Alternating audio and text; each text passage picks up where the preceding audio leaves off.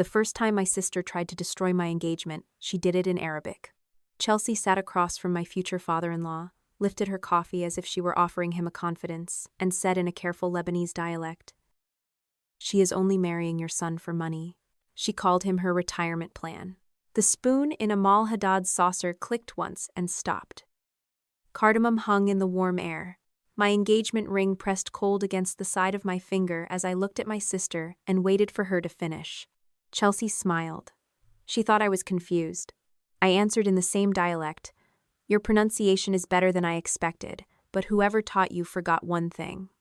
A lie does not become true just because you tell it in another language." The color around her mouth drained away. "Before I continue, I hope you are doing well today. Stay with me, because what happened at that table uncovered 12 years of lies, and please subscribe to the channel so you do not miss what came next." That dinner took place on October 3rd of last year, a little more than 9 months before Adam and I were married. At the time, I believed Chelsea's private messages to him were the problem. By the end of the night, I knew they were only the newest version of something my family had done before. Farid Haddad did not raise his voice. He set his phone beside his plate, looked directly at Chelsea, and spoke in English. "Interesting," he said. "Morgan warned us you would say exactly that." Chelsea's hand tightened around her cup. Farid tapped the dark screen with one finger. "She also warned us about the messages you sent my son." My mother inhaled sharply, but it was not the sound of surprise. It was the quick, annoyed breath she used when someone skipped ahead in a conversation she had planned. Adam sat beside me, close enough that the sleeve of his navy sweater touched my arm. He had shown me Chelsea's first message the afternoon it arrived. "Hey, future brother-in-law, I need to warn you about Morgan before you make the biggest mistake of your life." He had taken a screenshot, then called me before answering. 2 more messages came while we were on the phone. Chelsea asked if he knew how much my apartment had cost in Dubai. She asked whether his parents planned to give us a house. Then she told him I had once joked that marrying into a wealthy family would let me retire before 50. I had never said that. Adam knew it. Still, I asked him not to block her yet. "Let her tell us what she wants," I had said. Now he unlocked his phone and placed it on the table where everyone could see. "This is the complete conversation," Adam said. "Nothing has been deleted." Chelsea gave a small laugh that sounded too bright for the room. "You are really doing this during dinner?"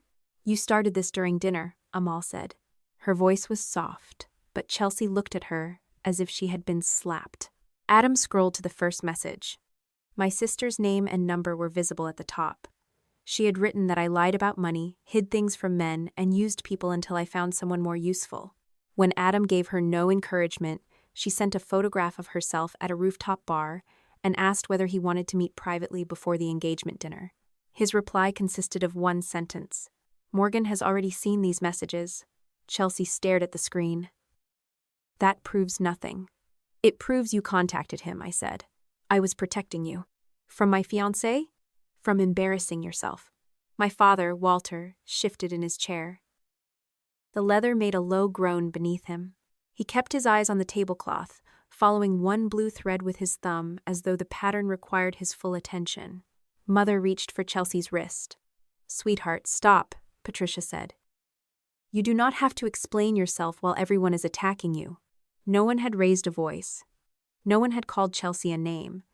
But Mother had already placed her in the center of the room as the injured party. Farid leaned back. "No one here is attacking your daughter. We are asking why she sent these messages to my son." "She was worried," Mother replied. "Morgan can be secretive." "About what?" Adam asked. Mother's eyes moved to me. That was how she had always done it. She rarely answered the person who asked the question. She found me instead, then waited for me to explain her behavior to everyone else. I did not help her. For several seconds, the only sound was the soft hum of the refrigerator in the next room.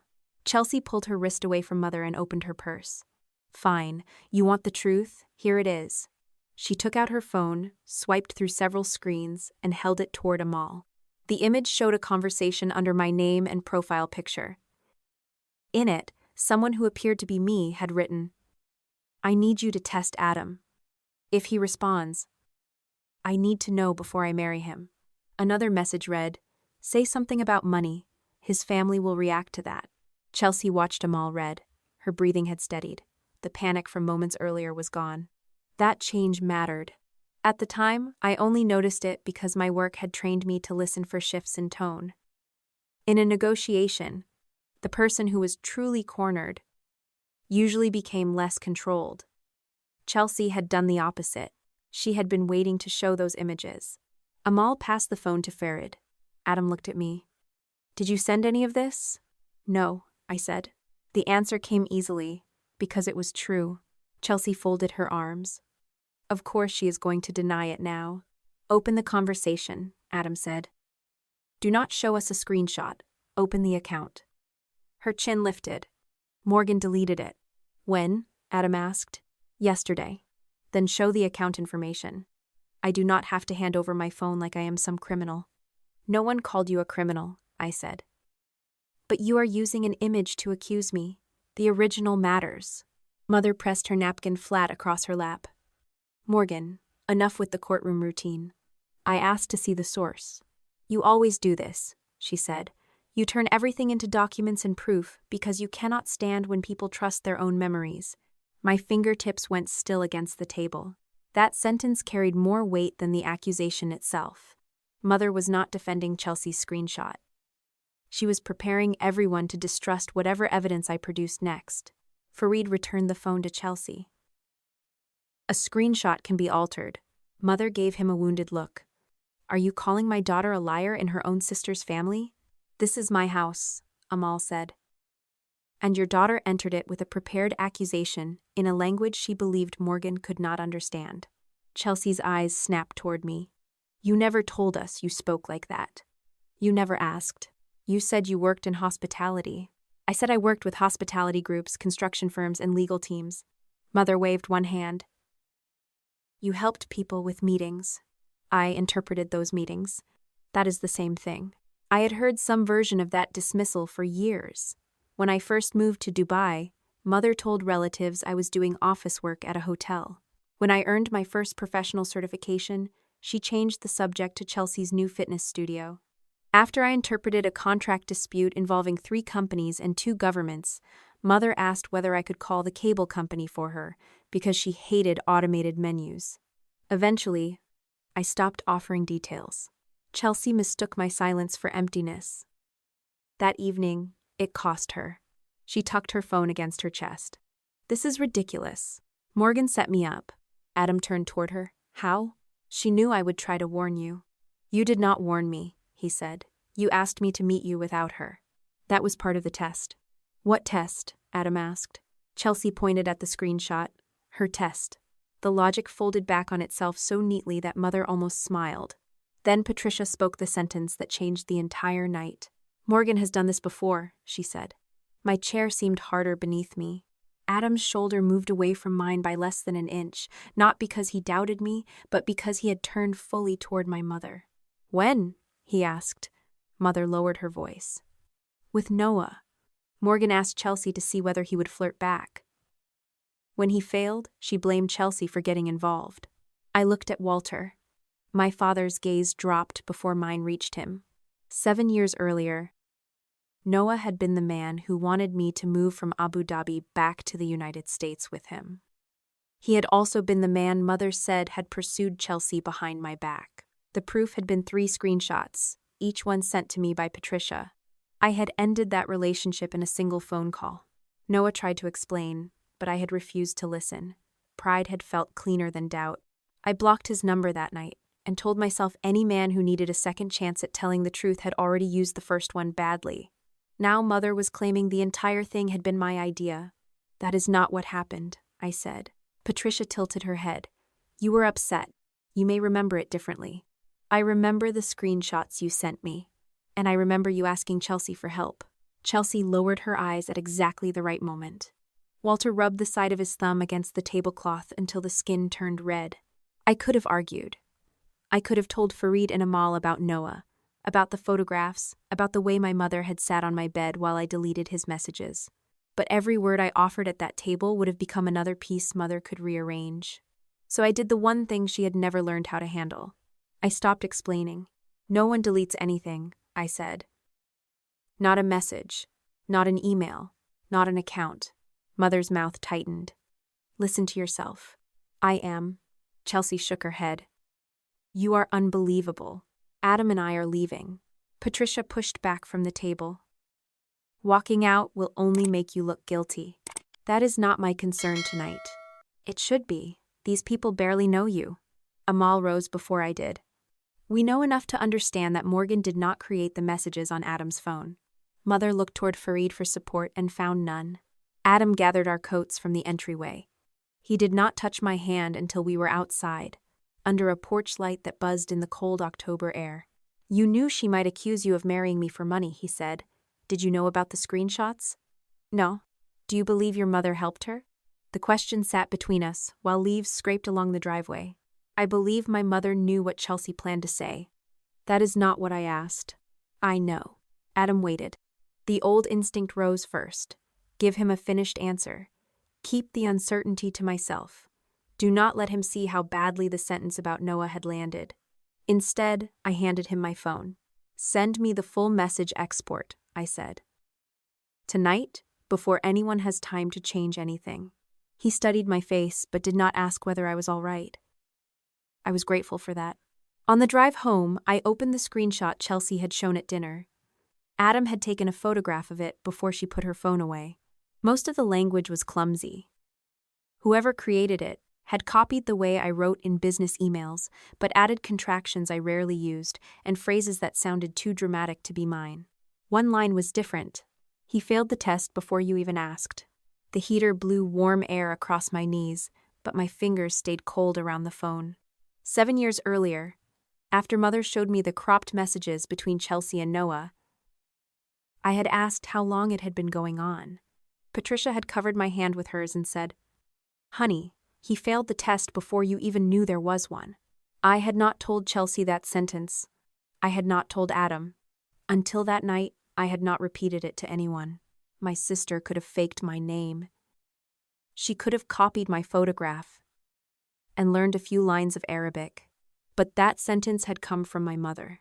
And if Patricia had written part of Chelsea's lie about Adam, then I had to ask a question I had avoided for 7 years. What else had she written for her?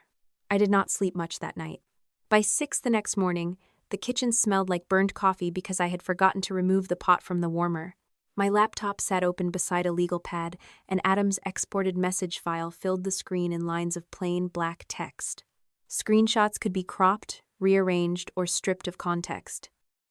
A complete export was harder to twist. Adam had sent me the file before midnight, along with copies saved in 2 different locations. He had also included the photographs he took of Chelsea's screen at dinner. I checked the dates first. Chelsea had contacted him on October 2nd, 1 day before the dinner, and 2 days after I told my family the money would end in 6 months. Her first message came at 9:12 in the morning. By noon, she was asking whether Adam's parents owned their home outright. At 3:47, she sent the photograph of herself at the rooftop bar. Nothing in the conversation showed me asking her to contact him. Nothing resembled the screenshot she displayed at dinner.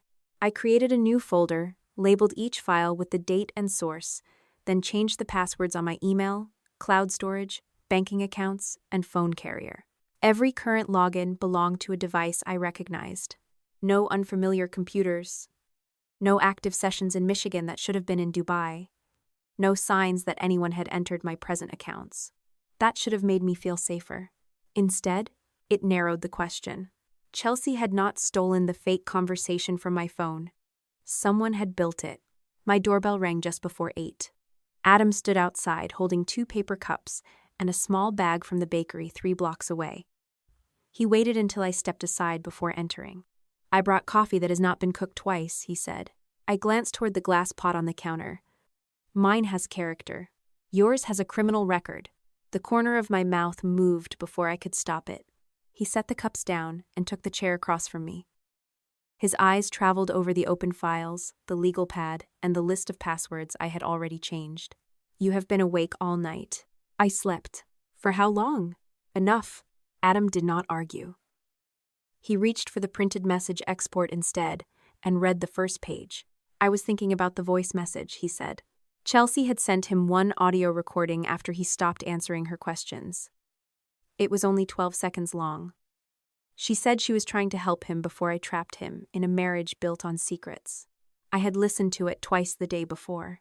This time, I put on headphones. Chelsea's voice came through clearly, low and serious, with the careful concern she used when she wanted to sound older than she was. A television played somewhere behind her.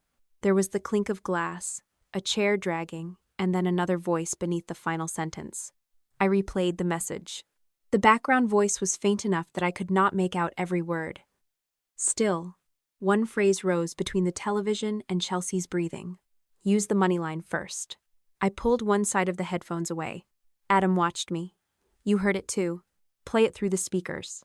He connected his phone to my laptop and increased the volume. The recording filled the kitchen, rough and distorted.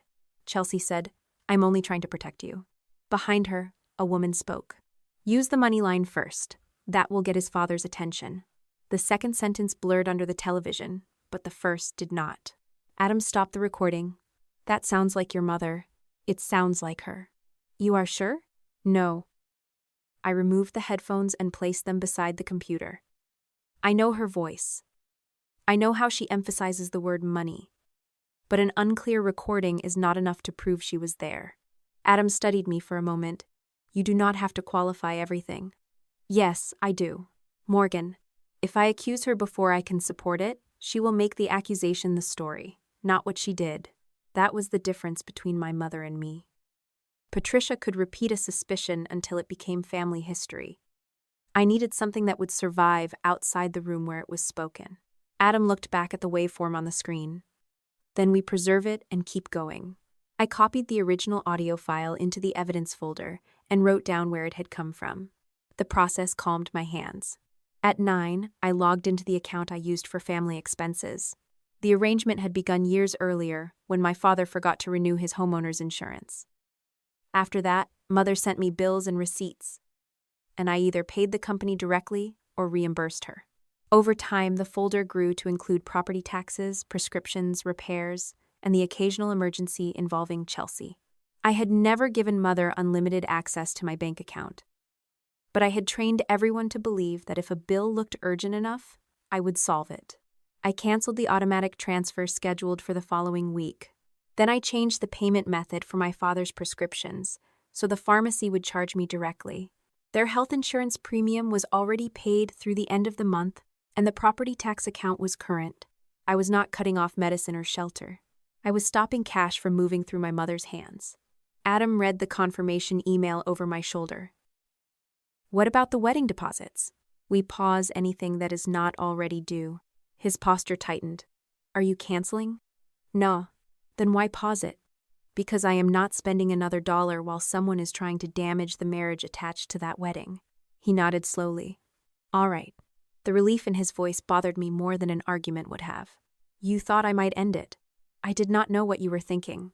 You could have asked. I did. He had. Twice the night before, once in the car and once at my door. Both times I told him I needed to review the messages before discussing anything else. Adam rested his forearms on the table. I'm not asking you to decide today.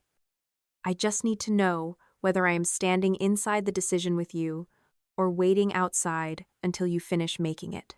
The question landed too close to something I was not ready to examine. We are preserving the evidence together, I said. That was not what I asked. My phone rang before I had to answer. Aunt Diane's name appeared on the screen.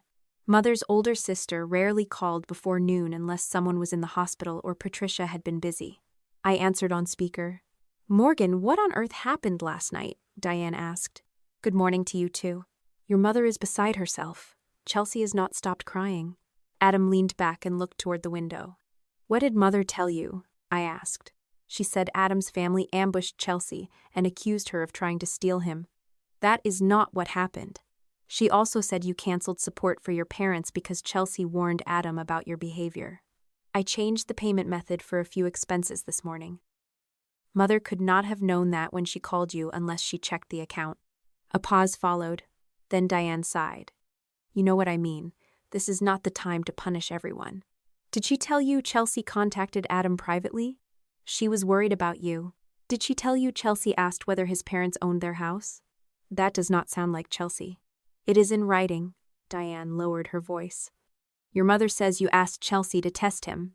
She showed a screenshot. She refused to open the original account. You always need everything documented. The phrase sounded almost identical to what Patricia had said at dinner. I am going to send you one thing, I told her. The first message Chelsea sent Adam. After that, I am not discussing this until I know more. Morgan, families do not survive when everyone starts building cases against each other. Families do not survive when one person is expected to accept every version of events except her own. I ended the call before she could turn the sentence into another argument. Adam's coffee had gone untouched. He rotated the cup between his palms. How many more calls will there be? As many as Mother needs. By 10:30, there were 4. Aunt Linda left a voicemail saying Adam was isolating me. My cousin Rebecca asked why I was humiliating Chelsea over a misunderstanding. An uncle I had not spoken to since Christmas sent a message about blood being thicker than water. No one asked for the original messages. No one asked why Chelsea had prepared an insult in Arabic. Mother had given them a simple story. Adam's wealthy family had turned me against my own, while Chelsea had tried to protect me and been punished for it. Simple stories traveled faster because people did not have to think while repeating them. I sent the same response to each person. Chelsea privately contacted Adam and later presented an image she would not verify. I am reviewing the original records. I will correct any false information shared about me, but I will not argue through relatives. Then I silenced the phone. Adam read the message and nodded. That is better than what I wanted to send. What did you want to send? Something involving the phrase manufactured evidence. That would give Mother a new speech about lawyers and rich people. I know. He said it too quickly. I looked at him. What did you do? Nothing. Adam. His jaw shifted. I asked my father whether he knew a digital security consultant. You called Fareed? I did not hire anyone. I asked a question. We agreed not to bring anyone else in until we knew what we had. We agreed not to confront your family. That is not the same thing. I was trying to understand whether the fake screenshots could be traced. You were trying to fix it before I decided what I wanted done. His hands went still around the cup. I should have asked you first, he said. The apology came without a defense, but irritation remained lodged beneath my ribs. I am not asking you to stand still while this happens, I told him. I'm asking you not to take control because watching me handle it makes you uncomfortable. That is fair. The lack of resistance left me with nowhere to place the rest of my anger. Adam stood and carried both empty cups to the trash. I will not contact him again unless you ask. Thank you. He put on his coat but paused at the door. Do not shut me out and call it a plan. The words followed me back to the kitchen after he left. I opened a fresh page on the legal pad. At the top, I wrote 3 names. Daniel, Noah, Aden. Daniel had been 12 years earlier, just before I moved to Dubai. Noah came 5 years after that, while I was working between Dubai and Abu Dhabi. Adam was now. Beside each name, I wrote what had been happening in my family at the time. Before Daniel, Chelsea's first business had failed, and Mother wanted me to delay my move overseas so I could help. Daniel had encouraged me to go anyway. Before Noah, my parents were considering refinancing their home. Chelsea was behind on rent, and I had told Mother I could not continue sending money every month. Noah wanted me to return to the United States and stop treating every family emergency as mine. Before Adam, I announced that the support would end after 6 months. The timing did not prove anything. Patterns could appear where none existed, especially when someone was desperate to make old pain useful. Still, the same result followed each. The man disappeared. The crisis remained. I kept paying. My laptop chimed with a new email from Mother. The subject line read, "Your father's health." The message contained no medical information, only a reminder that Walter hated conflict and had barely eaten since dinner. I called the pharmacy. His medication had been collected 3 days earlier. Then I called my father. Walter answered after the 6th ring. "Hi, sweetheart," he said. His voice was too cheerful, the way it became when Mother was close enough to hear. "Are you alone?" A cabinet door closed somewhere near him. "I can talk." That was not my question. He exhaled. "Your mother is upstairs." Did Patricia have access to my email when I first moved to Dubai? Silence stretched across the line. "She helped you set some things up," he said. "What things?" Recovery addresses, passwords, you were traveling, and she worried you would lose access. Did she ever log in? I would not know. You backed up the family computer. Another pause. Years earlier, Walter lost an entire folder of tax records when a hard drive failed. After that, he became almost religious about backups. Every desktop and laptop in the house fed into the same external drive system. Mother complained that he kept everything. Old returns. Scanned receipts. Family photographs. Copies of documents no one remembered creating. She hated the backup drive, I said. Walter gave a weak laugh. Your mother hates clutter. She also used messages on the Mac. That was easier for her, he said. She liked the big keyboard. Patricia had kept her Apple account signed in on the family computer for years. Texts from her phone often appeared on the desktop while she was working. Walter knew exactly why I was asking.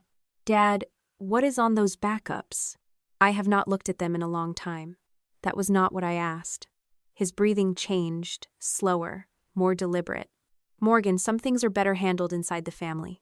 That sentence usually means someone already did something they do not want seen outside it. Your mother had a difficult childhood. I closed my eyes. There it was. Walter's oldest method of leaving a room without moving. He explained Patricia until her choices became weather. Did she access my email? I do not know. Did she interfere with Daniel? The refrigerator hummed behind me. Somewhere on his end, the stairs creaked. Walter lowered his voice. This is not going to help you. That is not a no. Morgan, please. You are getting married. Focus on your future. My future is the reason this is happening. He said nothing. Do not erase or throw away any backup drives, I told him. Why would I do that? I did not say you would. A door opened near him. Walter's tone changed at once. I have to go. Dad, your mother needs me. The call ended. I sat with the phone in my hand for several seconds, listening to the empty connection. Walter had not answered one question. He had answered all of them. That afternoon, I searched for Noah. His old number no longer worked, but I found a professional profile connected to a logistics company in Dearborn. The photograph was recent enough for me to recognize him, though silver had begun to show at his temples. I wrote the message 3 times before sending it. Noah, this is Morgan. I am not contacting you to reopen the past. Something happened involving Chelsea, and I need to ask whether you still have the messages she sent you 7 years ago. I understand if you do not want to respond. I expected silence. Noah answered at 11:18 that night. I do not know what version you were told, he wrote. But I kept every message Chelsea sent me. You need to see the part your mother cut out. Noah chose a coffee shop near the river, far enough from his office that we were unlikely to run into anyone he knew. I arrived 10 minutes early and took a table near the back. The room smelled of roasted beans and wet wool from people coming in out of the October rain. A milk steamer hissed behind the counter, then stopped so abruptly that the silence afterward seemed louder. Noah walked in carrying a black laptop bag. 7 years had changed him in ordinary ways. Silver touched his temples now, and the shoulders of his coat sat a little tighter than I remembered. He wore a wedding ring. That helped. Whatever happened at the table between us would remain exactly where it belonged, in the past. He saw me, slowed for half a step, then came over. Hello, Morgan, Noah said. Thank you for meeting me. He set his bag on the empty chair beside him and took the seat across from me. My wife knows I'm here. I'm glad. She also knows why. That surprised me, though I tried not to show it. Noah folded his hands on the table. I don't keep secrets from her. Not anymore. The last 2 words were quiet. But they found their mark. I'm not here to cause trouble in your marriage, I said. I know. If I thought that, I wouldn't have come. A server stopped beside us. Noah ordered plain coffee. I asked for tea because my stomach had been tight since dawn, and coffee felt like a bad idea. Neither of us spoke until the server left. Then Noah opened his laptop bag. I kept the old phone for years, he said. Not because of you. It had business contacts and photographs I hadn't transferred. When I finally replaced it, I exported everything. Why keep Chelsea's messages? His fingers paused on the zipper. Because you accused me of something I didn't do, and the proof that I didn't do it was sitting in my hand. There was no anger in his voice. That made it worse. He took out a thin folder and placed it between us. I printed the full conversation, Noah said. The dates, the times, everything. The top page carried Chelsea's old number and a photograph of her I recognized from that year.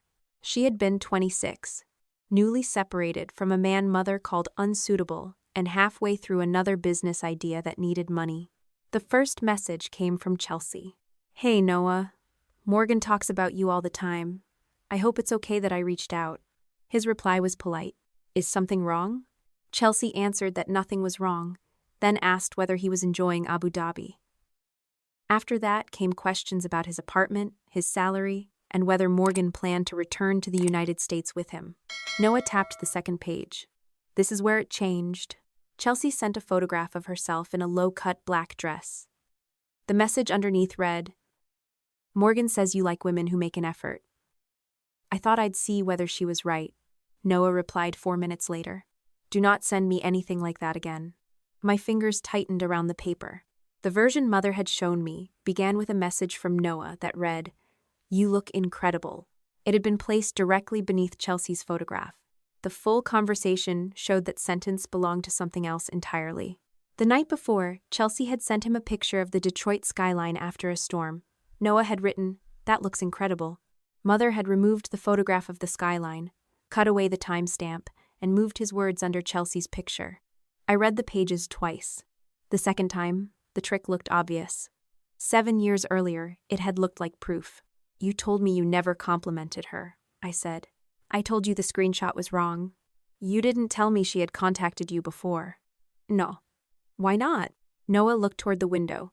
Rain traced thin paths down the glass. Because the first few messages seemed harmless, he said. Then she sent the photograph, and I shut it down. I thought if I told you, it would become a fight between you and your family. So you decided for me. Yes. He did not soften the answer. I was going to tell you when you came back from Dubai, Noah continued.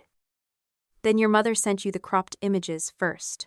I remembered the hotel room where I had taken that call. The air conditioner had rattled above the desk, and the curtains smelled faintly of cigarette smoke, even though the room was non-smoking. Mother had sent 3 screenshots. By the time Noah called, I had already decided what they meant. You asked me to let you explain, I said. I did. I told you there was nothing to explain. Noah's coffee arrived. He waited until the server walked away before answering. You said if I respected you, I would stop calling. My tea remained untouched between my hands. I thought leaving with dignity was better than begging someone to tell the truth, and I thought giving you space was better than forcing you to listen. Neither decision had been wise. Both had looked respectable from the outside. Noah opened the folder again and removed another page. There's more. Chelsea's messages continued after he rejected her photograph. At first, she apologized. Then she tried a different approach. She told him Morgan had doubts about moving back with him. She said I felt trapped by his plans and worried he would make me abandon my parents. Noah had asked where she heard that. Chelsea replied, Mom says once this is over, you will stop filling her head with ideas about moving. I read the sentence 3 times. Noah leaned back. At the time, I thought she meant her mother. Maybe she did. She did. How can you be sure? Because Chelsea doesn't call anyone else Mom.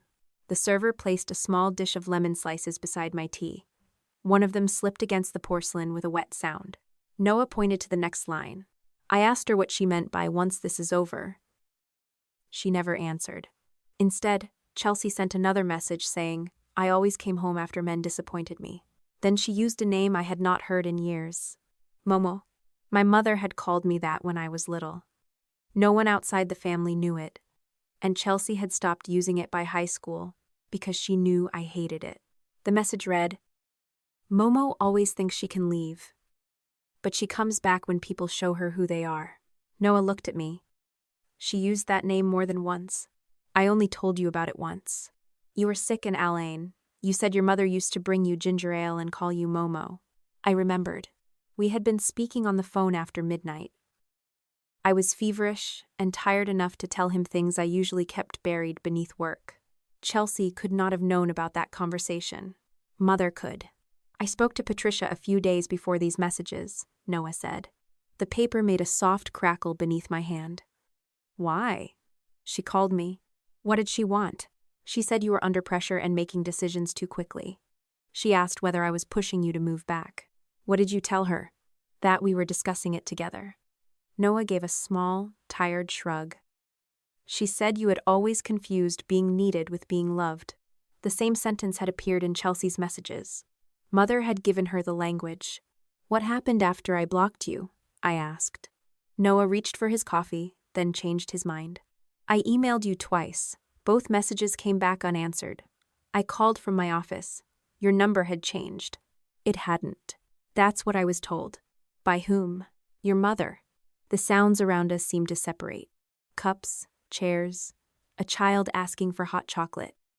The soft buzz of the grinder. When did you speak to her? I asked. About a week later.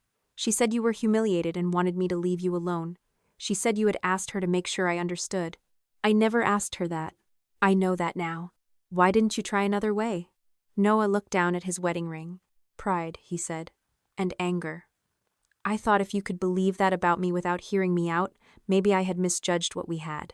The answer hurt because I understood it. I had made the same calculation from the other side. He had not fought hard enough. I had not listened long enough. Mother and Chelsea had needed only one opening between those two failures. I'm sorry, I said. Noah looked up. I should have heard you, I continued. The screenshots looked convincing, but I decided that was the end before I gave you a chance to speak. He nodded once. I should have told you the moment Chelsea contacted me. I would have believed you. Would you? The question was not cruel. I looked at the page with the black dress, the moved sentence, and the missing timestamp. I don't know, I said. That was the most honest answer I had. Noah rested both forearms on the table. Chelsea did not create the fear. She used it. What fear? That if someone saw all the things your family needed from you, they would eventually decide you were too much trouble. My throat tightened. He continued before I could interrupt. You were always waiting for proof that people would leave. So when your mother handed it to you, you didn't examine it. You protected yourself. And punished you. Yes. I let the words sit between us. 7 years earlier, I would have defended myself. I would have explained the photographs, Mother's certainty, Chelsea's tears, and the way Noah had delayed telling me. Now, none of that changed what I had done. I'm not asking you to forgive me, I said. I did that a long time ago. The answer came without warmth or bitterness. It belonged to a life that had continued without me. Noah closed the folder. My wife and I have 2 daughters, he said. One of them is 6. She refuses to eat anything orange. Despite everything, a laugh slipped out. Noah smiled. She has made exceptions for cheese crackers, but only because she insists they are gold. I'm glad you're happy. I am. The truth of it settled something inside me. Not healed, not erased, settled. Noah had not been waiting in the past for me to return. Neither of us had lost the only life we could have had. But someone had stolen our right to decide whether that life ended. That mattered. Can I keep these? I asked. I made copies for you.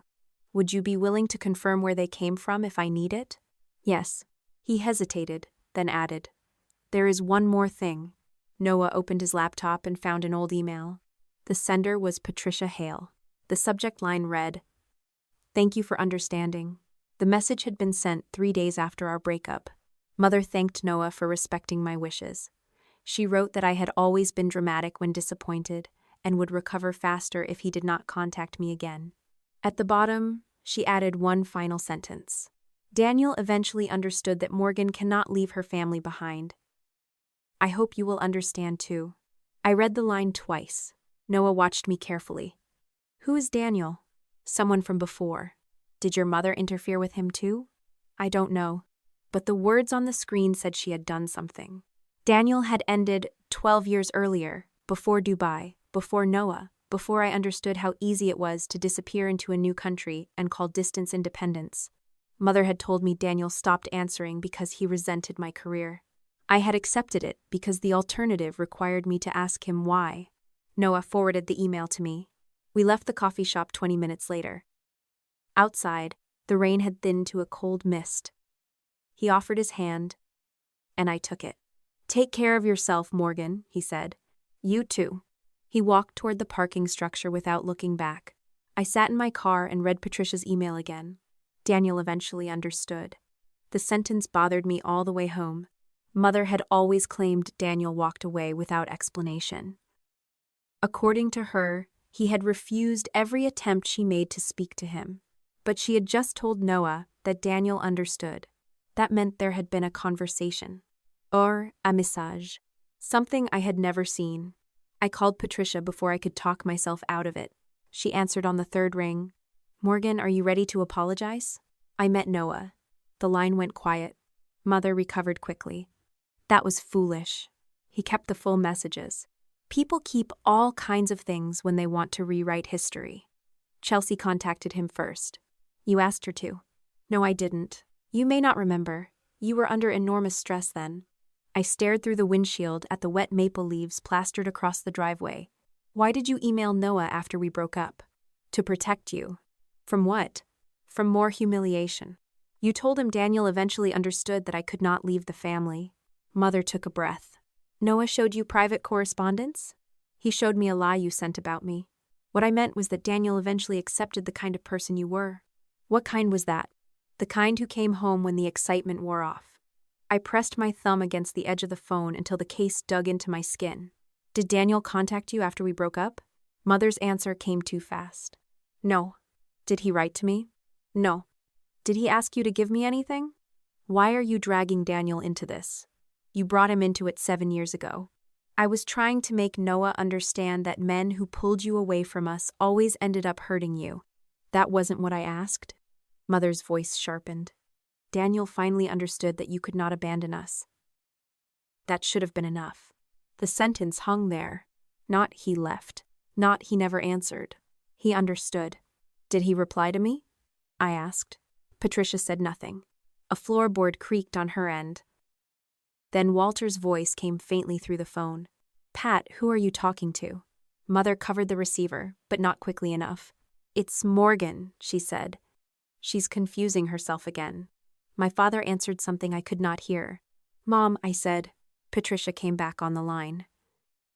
"You need to stop before you damage your relationship with Adam over men who have not thought about you in years. This is not about getting them back."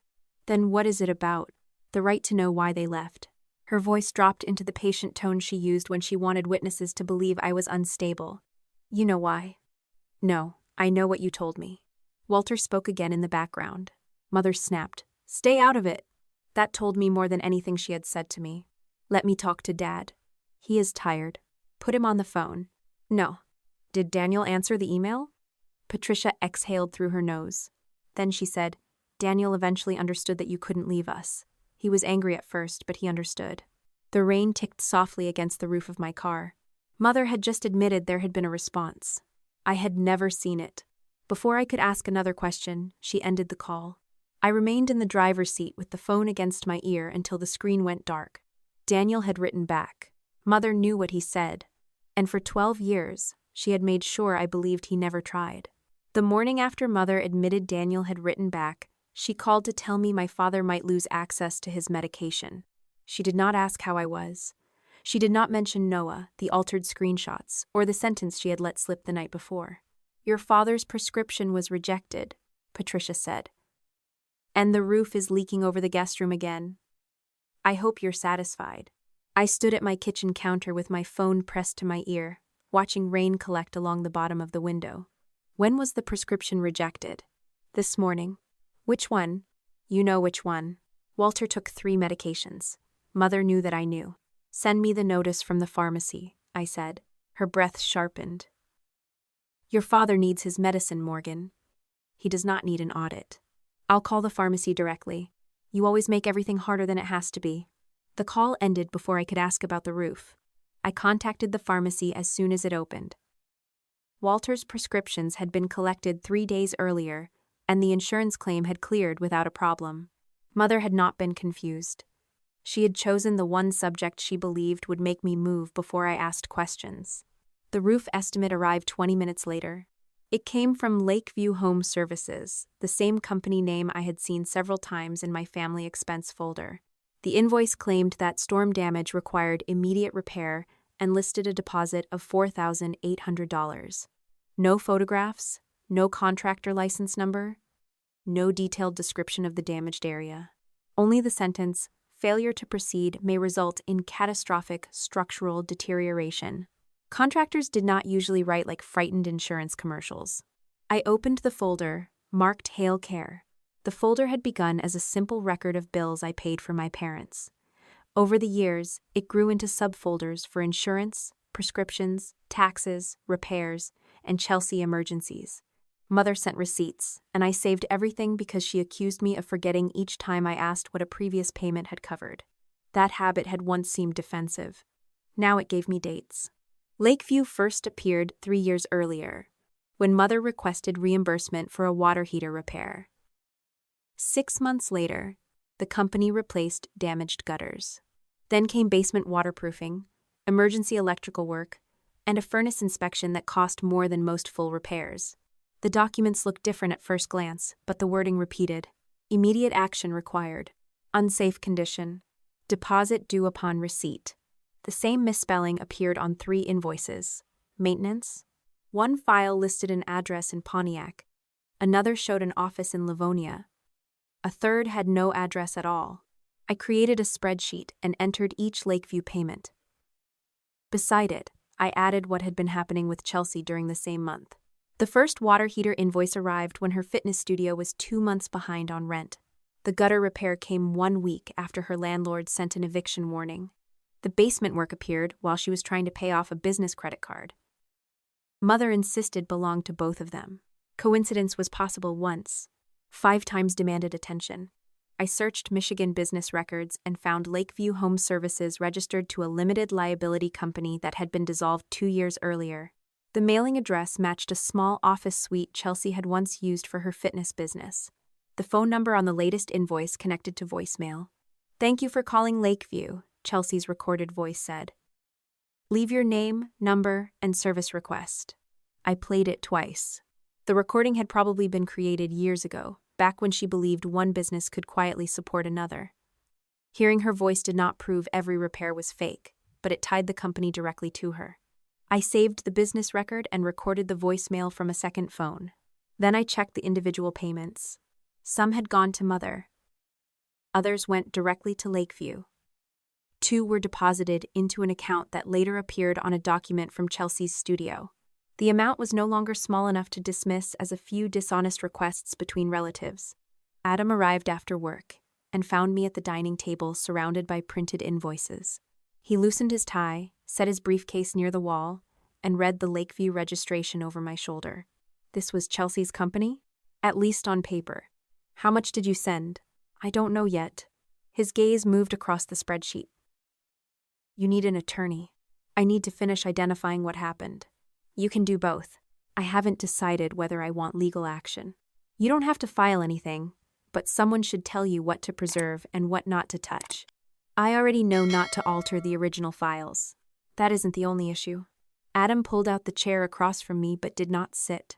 "My father knows an attorney who handles business disputes," he said. I asked for her number. I set down the invoice in my hand. "You called Fareed again."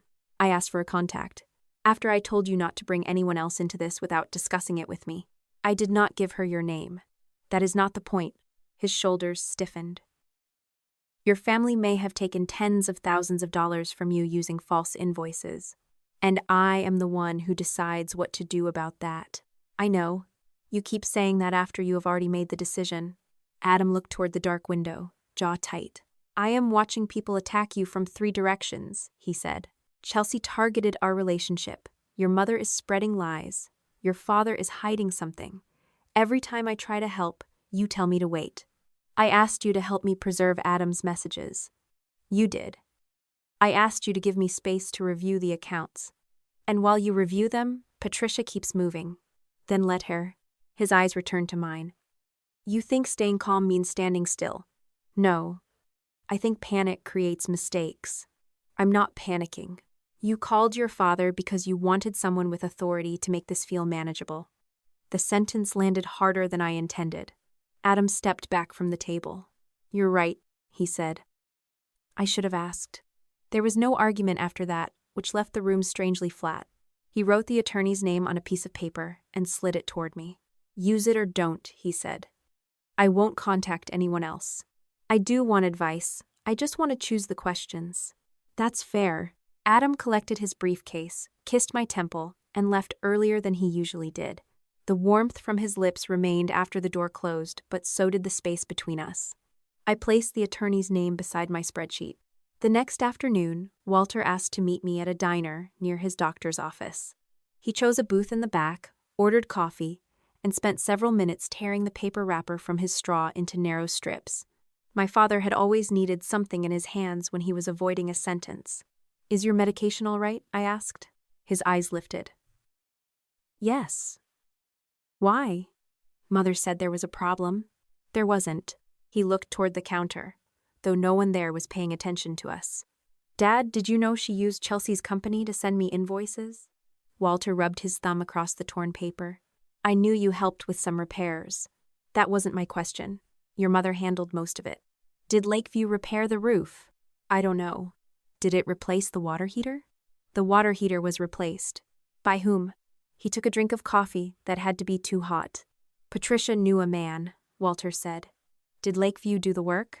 His silence gave me the answer. I placed copies of 3 invoices on the table. This one says Lakeview waterproofed the basement. The next month, Mother told me the basement still flooded because nothing had been done. This invoice says the company repaired your furnace. The furnace company you actually used billed me 2 weeks later. Walter read without touching the pages. "I thought you knew Chelsea needed help," he said. "I knew about some of it. Your mother said you preferred the money to look like household expenses because you didn't want Adam asking questions." The lie was almost elegant. Mother had made my privacy responsible for her deception. "Did you believe that?" Walter's face tightened. "I did not ask enough questions." "That means you chose not to know." "Morgan, your sister was struggling. She has been struggling for 15 years. She's not like you."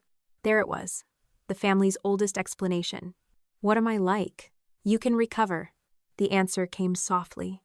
I looked at the man who had watched Mother rewrite my relationships and transfer my money, then comforted himself with the belief that I could survive it. "Where's the backup drive?" I asked. Walter's eyes moved toward the diner entrance. "At the house." "Does it include the old Mac?" "It should. Can you get it?" His mouth pulled tight. "Your mother checks the office now. Then decide whether her comfort matters more than the truth." "That is not fair." "No. Fair would have been telling me 12 years ago." The server refilled his coffee.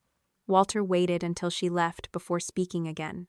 "If I bring it to you, this may end my marriage. If you don't, it may end your relationship with me." He stared into the cup. I did not beg. For most of my life, I had made decisions easier for him. Not this time. "Call me when you choose," I said. At home, I sent 3 Lakeview files to a forensic accountant, recommended by the attorney whose name Adam had given me. I did not retain the attorney yet. I only asked for an initial review of the invoices and their file information. The accountant responded the following evening. One invoice had been created under the computer username Patricia Hale. Another listed Chelsea's old laptop model in the embedded document properties.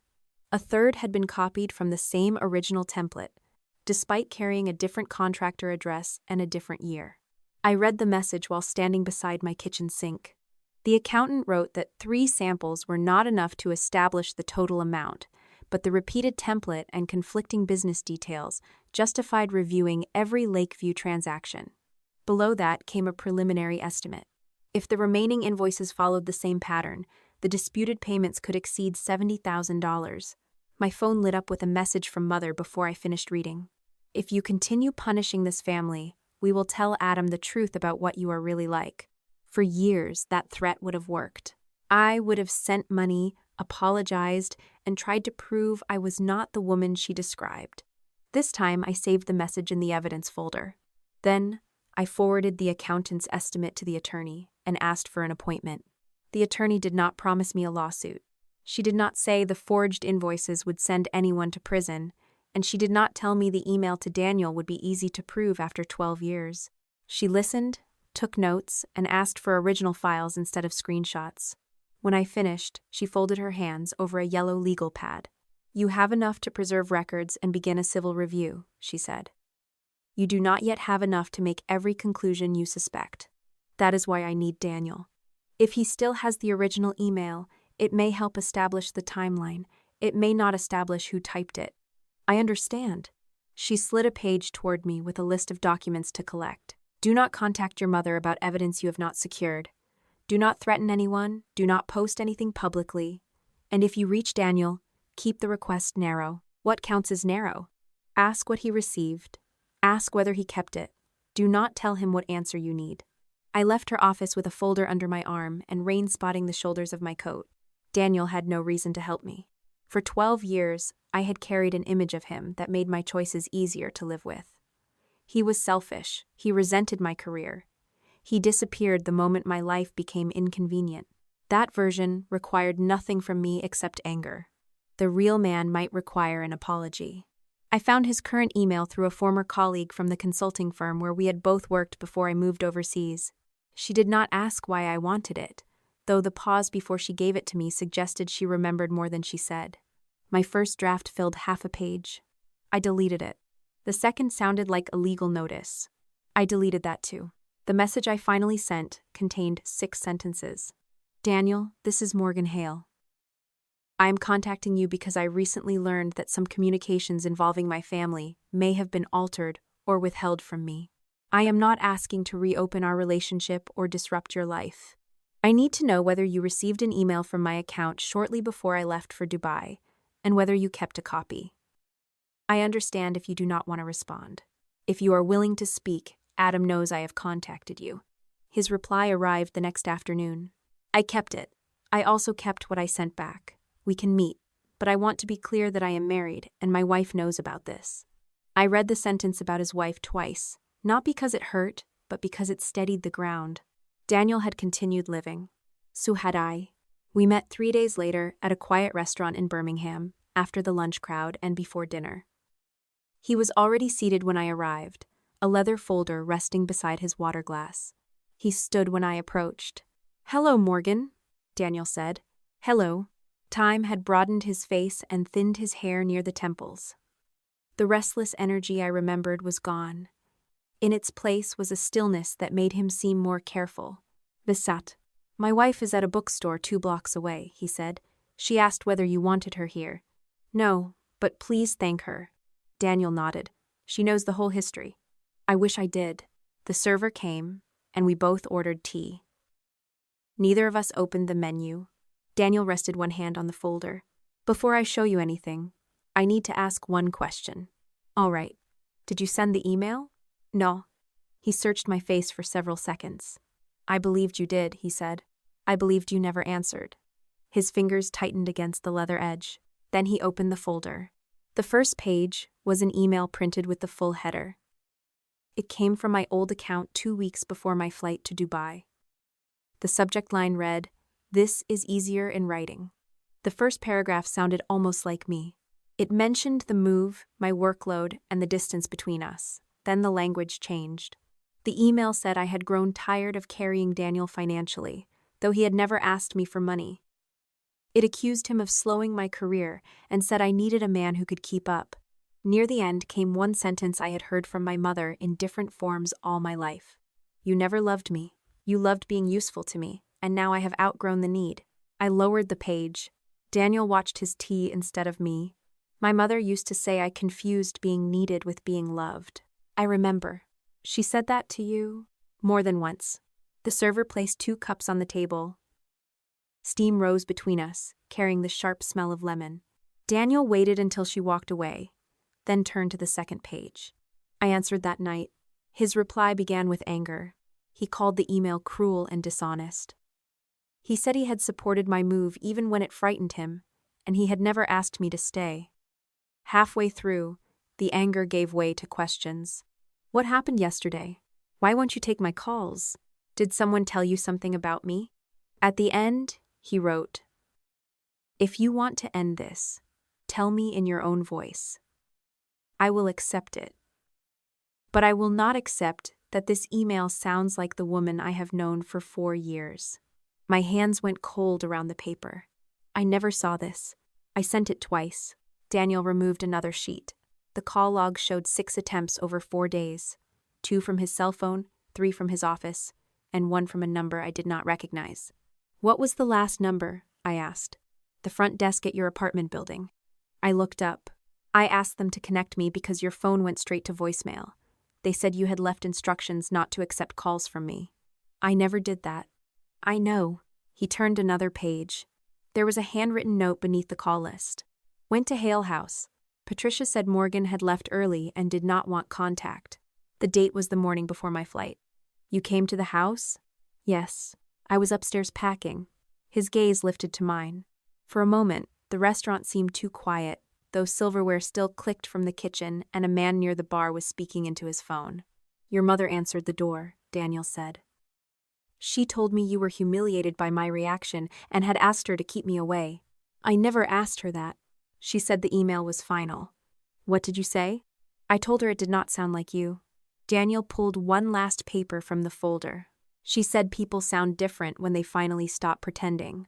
The sentence carried Patricia's rhythm so clearly that I could hear her voice around it. I placed the email on the table and flattened one corner with my thumb. Why did you stop trying? The question was unfair, but I needed the answer. Daniel did not defend himself. After the sixth call, I was angry, he said. After your mother turned me away, I was embarrassed. I told myself that if you could end 4 years by email, I had been wrong about you. You could have waited until I got to Dubai. I could have. You knew where I was staying. I did. Then why didn't you call? His jaw shifted. Pride, he said. And because I thought chasing someone who had rejected me would make me pathetic. The answer entered the space between us and found its match. I blocked you before I left, I said. Daniel looked at me. Mother told me you had read the email and agreed there was nothing more to say. I told myself that if you cared, you would find another way. I did find another way. I know that now. We sat with the old arithmetic. 6 calls from him, no questions from me. 1 locked front door. 1 mother standing between 2 people who were both too proud to cross the distance she created. I am sorry, I said. Daniel's expression did not change, but his shoulders lowered slightly. I should have called from another number, I continued. I should have asked you directly. Instead, I decided silence was dignity. I should have come back the next day. My mother might have turned you away again. Then I should have made sure you heard me. Neither admission erased what Patricia had done. It did, however, remove the comfort of pretending we had been flawless victims. Daniel had withdrawn. I had refused to look. My mother had counted on both. Did she contact you again? I asked. Once. He opened his phone and found a scanned copy of an old letter. Patricia thanked him for respecting my wishes. She wrote that I had always been restless, that Dubai would distract me, and that I would eventually come home once I understood career success could not replace family. At the bottom, she added, Please do not confuse Morgan by reaching out again. She has made her choice. I forwarded the scan to my email. Would you confirm where these came from if my attorney asks? Yes. Would you give her the original electronic files? If she sends a formal request. Thank you. Daniel closed the folder, then left 1 copy of the first email and his reply on the table. I made these for you. The paper felt too light for something that had carried 12 years of resentment. Are you happy? I asked. The question came out before I could decide whether it was appropriate. Daniel glanced at his wedding ring and smiled. Not at me, but at whatever image the ring brought to mind. Yes, he said. We have a son in college and a daughter who thinks I do not understand how streaming services work. A small laugh escaped me. You probably don't. I understand enough to pay for 5 of them. The tension eased for a moment. Then Daniel looked at the copies in front of me. What she took from us was not necessarily a marriage, he said. Maybe we would have failed for reasons that belong to us. That is possible, but we should have been the ones to decide. I nodded. That was the wound beneath every document. Not lost romance. Lost choice. We left separately. His wife waited beneath the bookstore awning in a red coat holding 2 paper bags. Daniel walked toward her, and she reached for his hand before he was close enough to offer it. I watched only long enough to see that he had built something good. Then I drove home. Adam's car was parked outside my building. He stood when I opened the door, but he did not ask what Daniel had said. He waited while I removed my coat and placed the folder on the counter. He wrote back, I said. Adam's face tightened. 6 times, he came to my parents' house. My mother turned him away while I was upstairs. Adam pulled out a chair but did not come closer. I hated him for 12 years, I said. And he was trying to reach me. You did not know. I chose not to ask. Morgan, that matters. He started to answer, then stopped. I took off my engagement ring. The gold left a pale line around my finger. Adam's eyes followed my hand as I placed the ring in the drawer beside the sink. I need tonight alone, I said. Are you ending this? No. Then tell me what you are doing. I do not know. His hands opened, then closed at his sides. All right, Adam said. I'll go. The quiet acceptance irritated me, though I had asked for it. He put on his coat and paused beside the door. I am not Daniel, he said. And you are not the woman you were 12 years ago. I know. I'm not sure you do. After he left, I stood in the kitchen with my bare finger curled into my palm. Near midnight, my phone vibrated. The first message came from Walter. I found the backup drive. Your mother knows I have been looking. A second message appeared before I could answer. There is something I have to tell you before you open it. Then a third. I knew about the first email. For 4 days after my father admitted he knew about the first email, I behaved like a woman whose life was still under control. I answered work calls, reviewed contracts, corrected a junior interpreter who confused a termination clause with a suspension clause. I bought groceries, folded laundry, and replied to my attorney's questions before the end of each business day. I did not call Walter. I did not ask when he planned to bring me the backup drive. And I did not see Adam. He sent one message each morning. I'm here when you're ready. No questions, no pressure, no attempt to convince me that silence was unhealthy or unfair. By the fourth message, his restraint had begun to irritate me. That was when I admitted what I had been doing. I was waiting to see how long it took him to leave. The thought was ugly enough that I closed my laptop and walked to the kitchen. My engagement ring remained in the drawer beside the sink, exactly where I had placed it after meeting Daniel. I had opened that drawer at least 6 times, though I had not taken the ring out. Each time, the pale gold band waited beside a box of spare batteries and 2 takeout menus. Nothing had changed. That did not mean nothing was changing. I called Adam shortly after 7. He answered before the second ring. Are you home? I asked. Yes. Can you come over? I'll be there. He did not ask whether something else had happened. 20 minutes later, the doorbell rang. Adam stood in the hallway, wearing the same charcoal coat he had worn the night I asked him to leave. He had not brought flowers, wine, food, or any other object that would require me to respond with gratitude. Come in, I said. He hung his coat near the door and followed me to the kitchen. The chair across from mine scraped softly against the floor as he sat.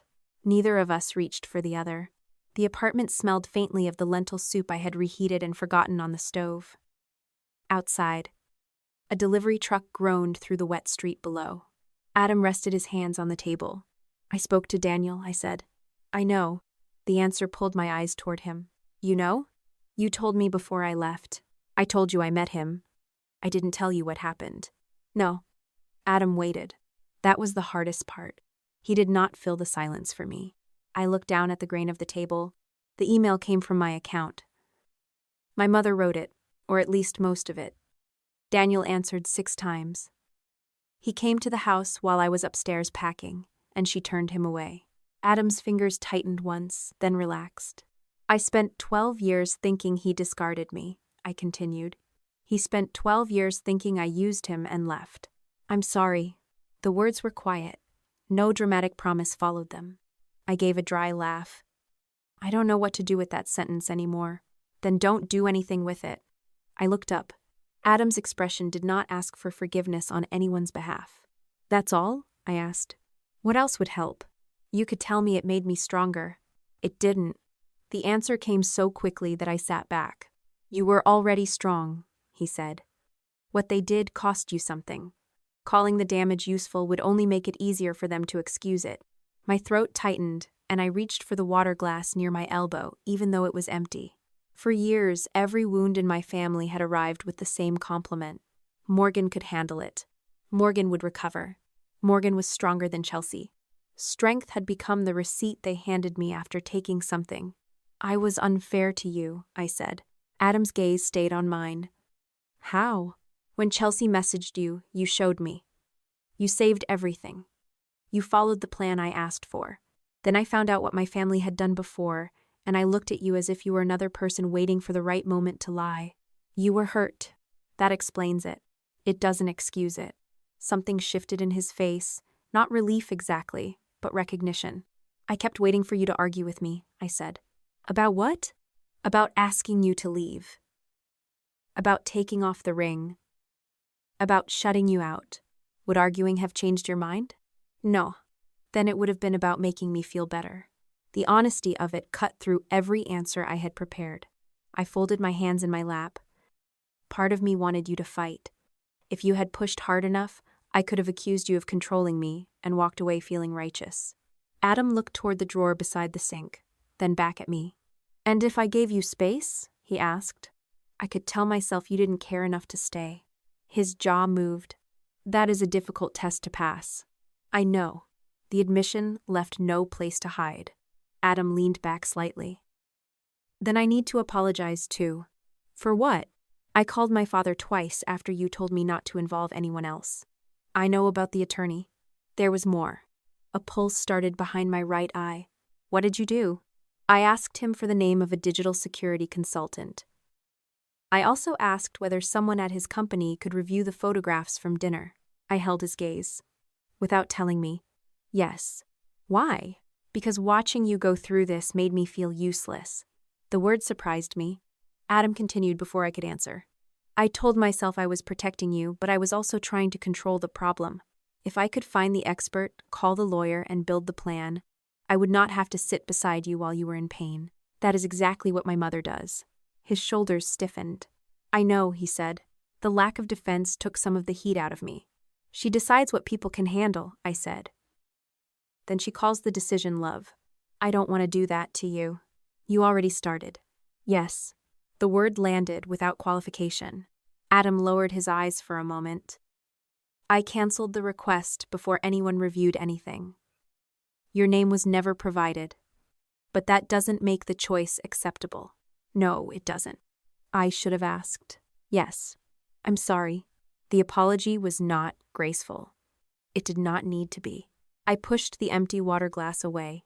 What happens the next time you think you know what is best for me? I asked. You tell me I'm doing it again. And if you disagree? I say so, but I do not make the decision for you. And if I shut you out? You tell me whether you need space or whether you are testing me. A small, uncomfortable laugh escaped me. You make that sound simple. It won't be simple. What if I accuse you of something you didn't do? I will tell you the truth. I won't punish you for being afraid, but I also won't pretend the accusation doesn't hurt. The kitchen seemed quieter after that. No one in my family spoke that way. Apologies came with explanations, and explanations became reasons the injured person owed understanding. Adam gave me neither excuse nor demand. I don't know how to do this, I said. Do what? Be with someone when I'm not fixing something for him. His eyes narrowed slightly, not in anger, but concentration. My family needed money, rides, forms, insurance calls, tax returns, explanations. Even when I hated it, I knew who I was. I was the person who solved the problem. And who are you when there is no problem? That is what scares me. Adam's hands remained on his side of the table. I'm not asking you to rescue me. I know. I'm not asking you to be useful every day. The muscles along my neck tightened. Then what are you asking for? The truth before it becomes a finished decision. He spoke slowly, as if he had considered every word. I want you to tell me when you are afraid, even if it makes you look less composed than you want to look. I want the woman who knows what to do, and the woman who sometimes doesn't. I turned toward the window. Below us, headlights slid across the wet pavement, disappeared, then returned in the glass as broken reflections. My mother taught me that the moment someone knows what you need, they own part of you. Adam was silent long enough that I looked back. Then don't trust me all at once, he said. Trust me with one thing. Watch what I do with it. Then decide whether I have earned another. What if it takes years? Then it takes years. What if I never become easy? A brief smile touched his mouth. I didn't fall in love with easy. That sounds rehearsed. I practiced it in the car. The laugh came before I could stop it, and for the first time in 4 days, my shoulders loosened.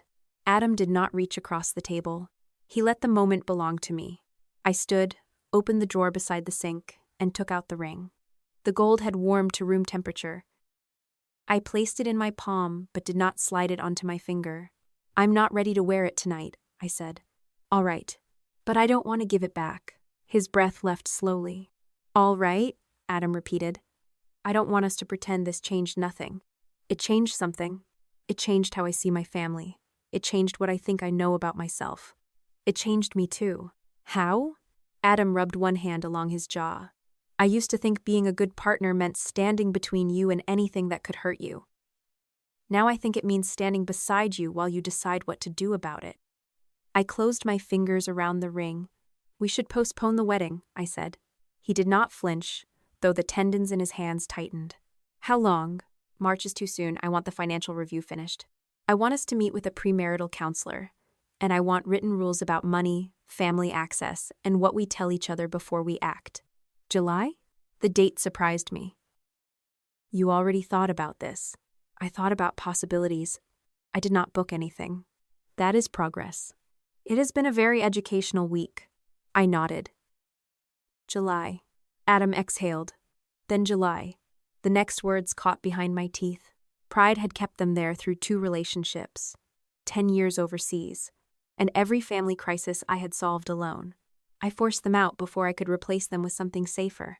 "I need you." Adam's face did not brighten as if he had won. He did not say he knew. "I need you too," he replied, "but neither of us has to disappear for the other one to stay." I looked at the ring in my palm. For the first time since dinner at Farid's house, the future did not look like a door closing.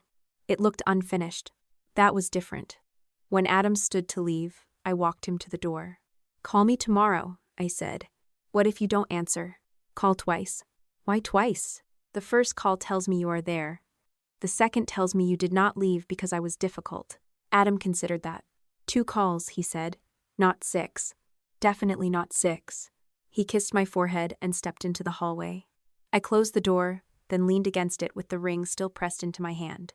The bell rang again less than a minute later. I opened the door expecting Adam. Walter stood there instead. My father wore no coat despite the cold. His hair was damp, and he held a black external drive inside a plastic grocery bag as if rain could damage something that had survived more than a decade in our house. "Your mother is asleep," he said, "or she was when I left." I moved aside. Walter entered but did not remove his shoes. Mud darkened the edge of my rug. He placed the bag on the kitchen table, in the chair Adam had just left. "I can't take this back," he said. "You shouldn't." Walter stared at the drive. I saw the draft of Daniel's email before it was sent. The refrigerator clicked on behind us. "You knew what she planned?" I knew she was angry. I thought writing it was her way of getting the anger out. "And after she sent it?" His eyes remained fixed on the table. "Dad, what did you do after she sent it?" Walter's mouth opened, but no answer came. The silence lasted long enough to become one. I pulled out the chair across from him. "What is on the drive?" He finally looked at me. "More than Daniel's email," Walter said. "Your mother kept a folder for every time she thought you were going to leave us." Walter sat across from me with both hands wrapped around a mug he had not touched. The external drive remained inside the grocery bag between us. Cheap plastic, knotted handles. A faint wet circle spreading beneath it on the table. Something that small had held more of my life than I had been allowed to see. "What do you mean, a folder for every time I tried to leave?" I asked. My father rubbed one thumb along the mug's rim. "Your mother liked to keep records." "That is not an answer. She made notes when things became difficult." "Difficult for whom?" Walter looked toward the hallway, though no one else was in the apartment. The habit irritated me more than any excuse could have. Even in my kitchen, with Patricia miles away, he behaved as if she might hear him through the walls. "The first folder was Daniel," he said. "You had accepted the job in Dubai, and Chelsea's studio was already behind on rent. Your mother believed you would leave and stop helping. I did leave. But you kept sending money?" After Daniel and I ended, his fingers tightened around the mug. There it was. Not proof yet. Not a confession with every detail tied neatly in place. Still, my father had just connected the end of my relationship to the money that followed. "When did you see the draft?" I asked. 2 nights before the email went out." "What did it say?" "Most of what Daniel showed you, I imagine. You knew she had access to my account." Walter stared at the table. You helped set up the recovery address, I said. At the time, it seemed practical. And when she used it, I told her not to. The answer was so small that I almost missed it. You told her not to, I repeated. She said she only wanted to make Daniel understand how serious you were about leaving. You knew she planned to send an email from my account. I thought she wanted to frighten him. And after it was sent, Walter's face folded inward. She said it was already done. I pushed my chair back enough to put space between us. For 12 years, I had pictured my father as a man trapped beside a stronger personality. Quiet, passive, unable to stop the machinery once it began moving. But Walter had seen the first gear turn. Then he stepped aside. Daniel came to the house, I said. Did you know? I heard him at the door. You were there? In the den. You let her send him away while I was upstairs. Walter's eyes closed. I told myself you would go after him if you wanted to. You knew I had not seen his reply. I did not know what she had deleted. You knew enough. The apartment held the sound of the heater starting beneath the floor. A pipe knocked once inside the wall. My father reached toward the grocery bag, then stopped before touching it. I should have told you, he said. That sentence belongs 12 years ago. I know. No, Dad, you know it now because the cost finally reached you. His mouth tightened, and for a moment I expected him to defend himself. Instead, he lowered his head.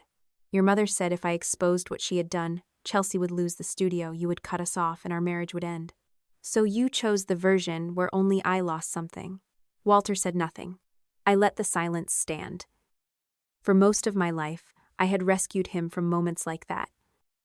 I softened questions, changed subjects, accepted half an apology, because watching him struggle made me uncomfortable. That night, I made him remain in the answer. After several minutes, he pushed the grocery bag toward me. The drive includes backups from the old Mac, he said. Maybe more than one version. I do not know what is still there. I am not opening it myself. His gaze lifted. Why not?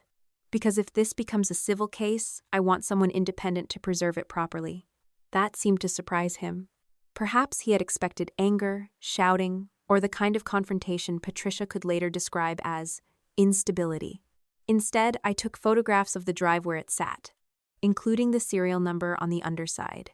Walter wrote a short statement explaining that it had been used for time machine backups of the family Mac and that he had removed it from the house that evening.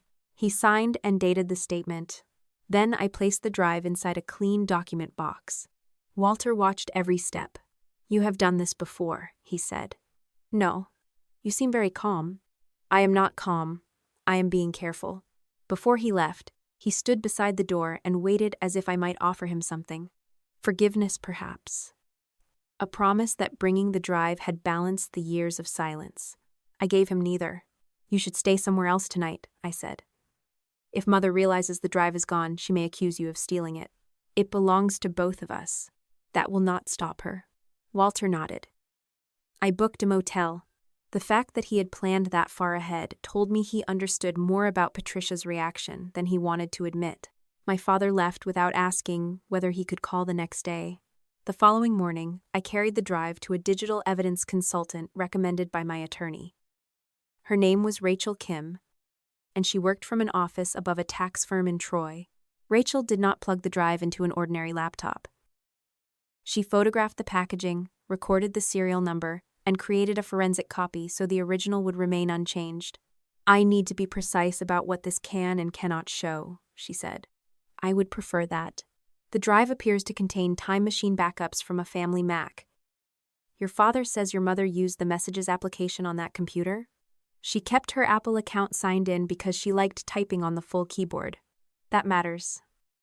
Messages synchronized to the Mac may exist inside older backups, even if someone later deleted them from the phone. But we will only recover what had synced before each backup was made. So it may be incomplete. Almost certainly. That is fine. I am not looking for a perfect confession. Rachel glanced at me over the rim of her glasses. Most people are. I am looking for pieces that match records I already have. She gave a small nod. That is more realistic.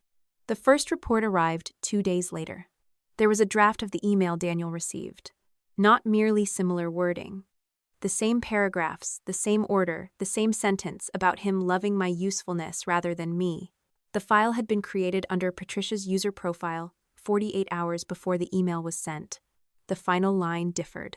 In the draft, Mother had written, "Do not contact me again." The version Daniel received said, "If you have any dignity, you will accept this and leave me alone." That sentence sounded more like Chelsea. The consultant also recovered a folder labeled Morgan Dubai. Inside were copies of my flight itinerary, account recovery information, and notes Mother had written about the people I spoke to before leaving. Daniel's name appeared 3 times. Beside it, Patricia had typed, "He encourages independence. Not loving. Not loyal. Not good for Morgan. Independence." That was the offense. The folder involving Noah was smaller. It contained the original photograph of the Detroit skyline, the image of Chelsea in the black dress, and both complete message threads exported from the Mac. The cropped version Mother sent me had been saved under a file name called Final Proof. I stared at those 2 words until the letters lost their shape. Noah had never been the target of a sudden misunderstanding. Someone had selected the images, removed the timestamps, and saved the finished lie as a product ready to deliver. Another document contained short phrases without explanation. "He wants her away from us. She thinks moving is freedom. She will return when it ends." Each line was dated near a conversation I remembered having with Mother about moving, money, or marriage. My past had been reduced to a list of problems requiring correction. The consultant called me that afternoon. "There is another folder you should see," Rachel said. "It is labeled Chelsea's Situation." I met her the next morning. The folder held spreadsheets, scanned bills, rent notices, and notes about Chelsea's failed businesses. Some crises had been real. Her fitness studio had lost clients. She had fallen behind on rent. A lender had threatened to repossess equipment. Others had been inflated. A $6,000 emergency became $14,000 in Mother's request to me. A car repair bill was altered to include work that never appeared on the original. One late payment notice had been reused 3 times with different dates. Beside each problem, Patricia had listed possible sources of money: savings, Walter's pension, credit card, Morgan. My name appeared most often. Then I saw the dates. The first large request arrived 2 days after I told Mother I was moving to Dubai. Another followed the week Noah suggested I stop paying Chelsea's rent. The most recent entries began after I told my family the support would end. One note read, "If engagement proceeds, Chelsea must prepare to cover more herself." Underneath, Patricia had added, "She cannot." The sentence was not sympathy, it was a conclusion. Chelsea could not take responsibility, so Morgan could not be allowed to leave. Rachel opened a database recovered from the Messages application. "These are messages that synchronize to the family Mac," she said. "Some threads have gaps. I have preserved the timestamps and account identifiers." The conversation between Patricia and Chelsea began months before the engagement dinner. At first, the messages concerned money. Chelsea complained that her landlord wanted proof of income. Mother promised to ask me for a home repair reimbursement. When Chelsea asked whether Walter knew, Patricia answered, "He does not need every detail." A week later, Chelsea wrote, "Morgan is checking invoices now." Mother replied, "Then make them consistent." The room seemed colder, though the vent above the desk still blew warm air across my hands. Rachel scrolled farther. The messages shifted from bills to Adam. Chelsea asked whether his parents were rich.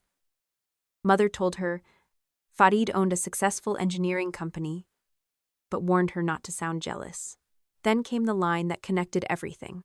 "If the wedding falls apart, she will calm down and continue helping." Mother replied, "Do not make it ugly. Speak to Farid privately. He will understand concern about money." Chelsea answered, "Private will not work. Morgan will explain it away." Another message followed. "I want her to hear me say it in front of them." Patricia wrote, "That is too much." Chelsea's reply came less than a minute later. "She always wins because everyone lets her control the room." Not this time. I leaned back from the screen. Until then, part of me had wondered whether Chelsea had been carrying out every detail under Mother's direction. It would have been convenient to believe that. Patricia, as architect, Chelsea as a weak adult trained to obey. The messages removed that comfort. Mother had designed the method. Chelsea had chosen the cruelty.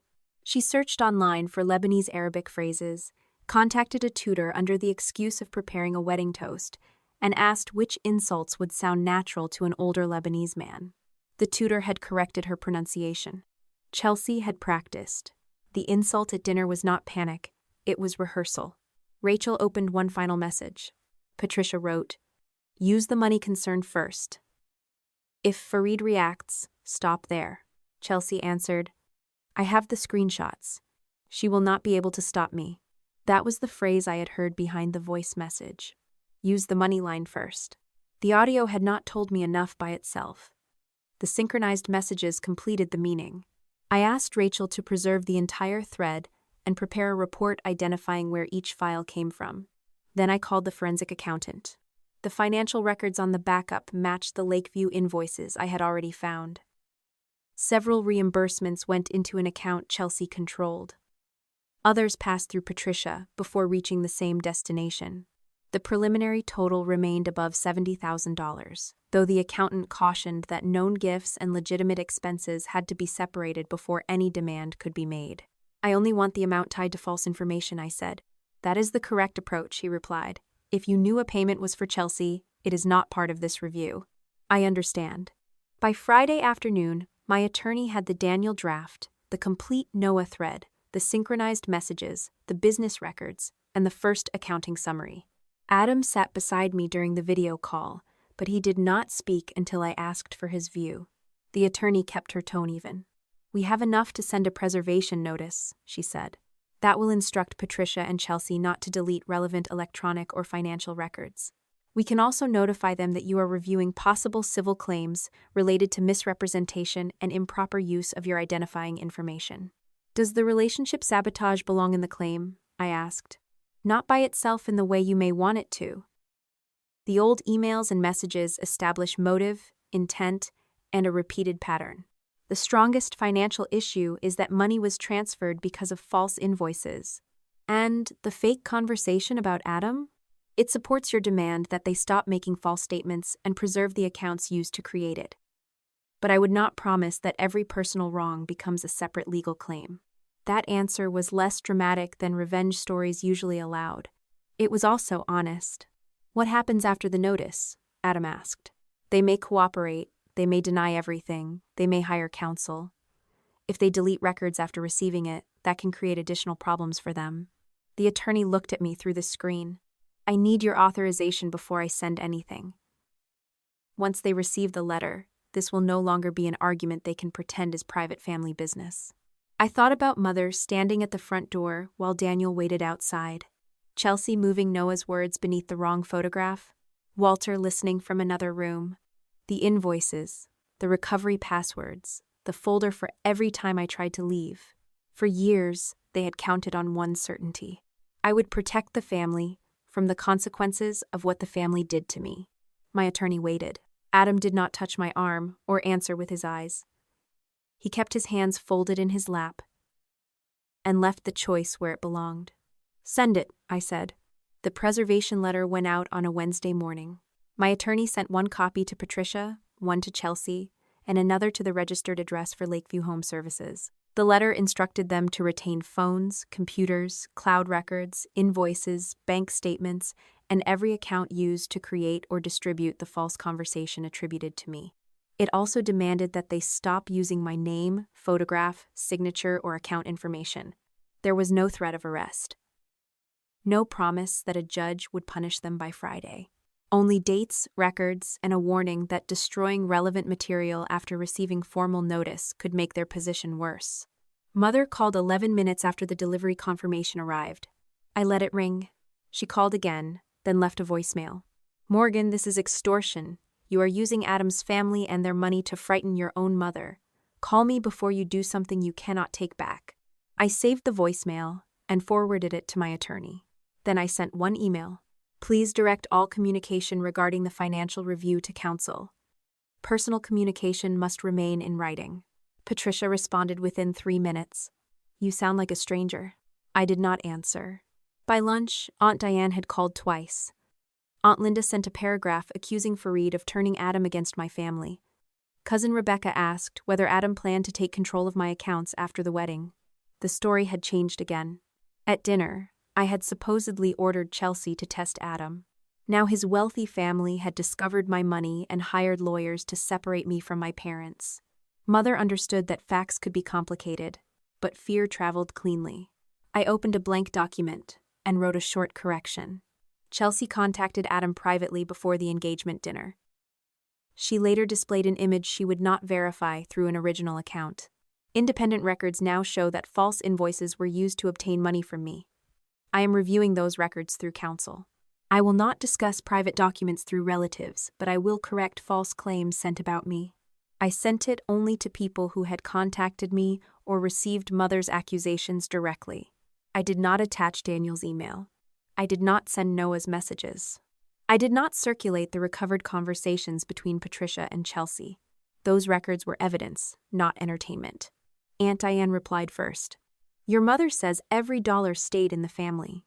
I wrote back, that does not make deception consent. She did not respond again. Aunt Linda told me blood was thicker than water. I deleted the message without answering. The forensic accountant called 2 days later. His name was Stephen Cole, and he spoke with the careful patience of a man who had learned that relatives became unreliable mathematicians when shame entered the room. I have separated 3 categories, Stephen said. Legitimate household expenses, payments you knowingly made for Chelsea, and transfers supported by invoices containing false or misleading information. How much is in the last category? $73,840. The number did not shock me as much as the method. How certain are you? Certain enough to document each transaction. Some may still be disputed, but I have excluded any payment where your records show you knew Chelsea was the beneficiary. So the total is not every dollar I ever gave them. No, that would weaken your position. Stephen walked me through the largest items. A roof deposit had gone into a Lakeview account, then moved to Chelsea's personal checking account the same day. A basement waterproofing invoice had paid her landlord. A furnace replacement reimbursed Mother for money she later transferred toward Chelsea's car loan. The legitimate furnace company had billed me separately. 2 repairs were real, but the invoices had been increased before Mother sent them to me. Even where work existed, the amount presented to me did not match the amount paid. They will say the difference was family support, I said. They may, Stephen replied. The problem is that you were shown documents saying something else. After the call, I sat at the dining table with the accounting report open on my laptop. More than $70,000. Not enough to ruin my life. Enough to explain why Patricia had treated my engagement like an approaching foreclosure. Adam came over that evening with dinner from a Lebanese restaurant near his office. He set the containers on the counter, then waited while I finished reading the last page.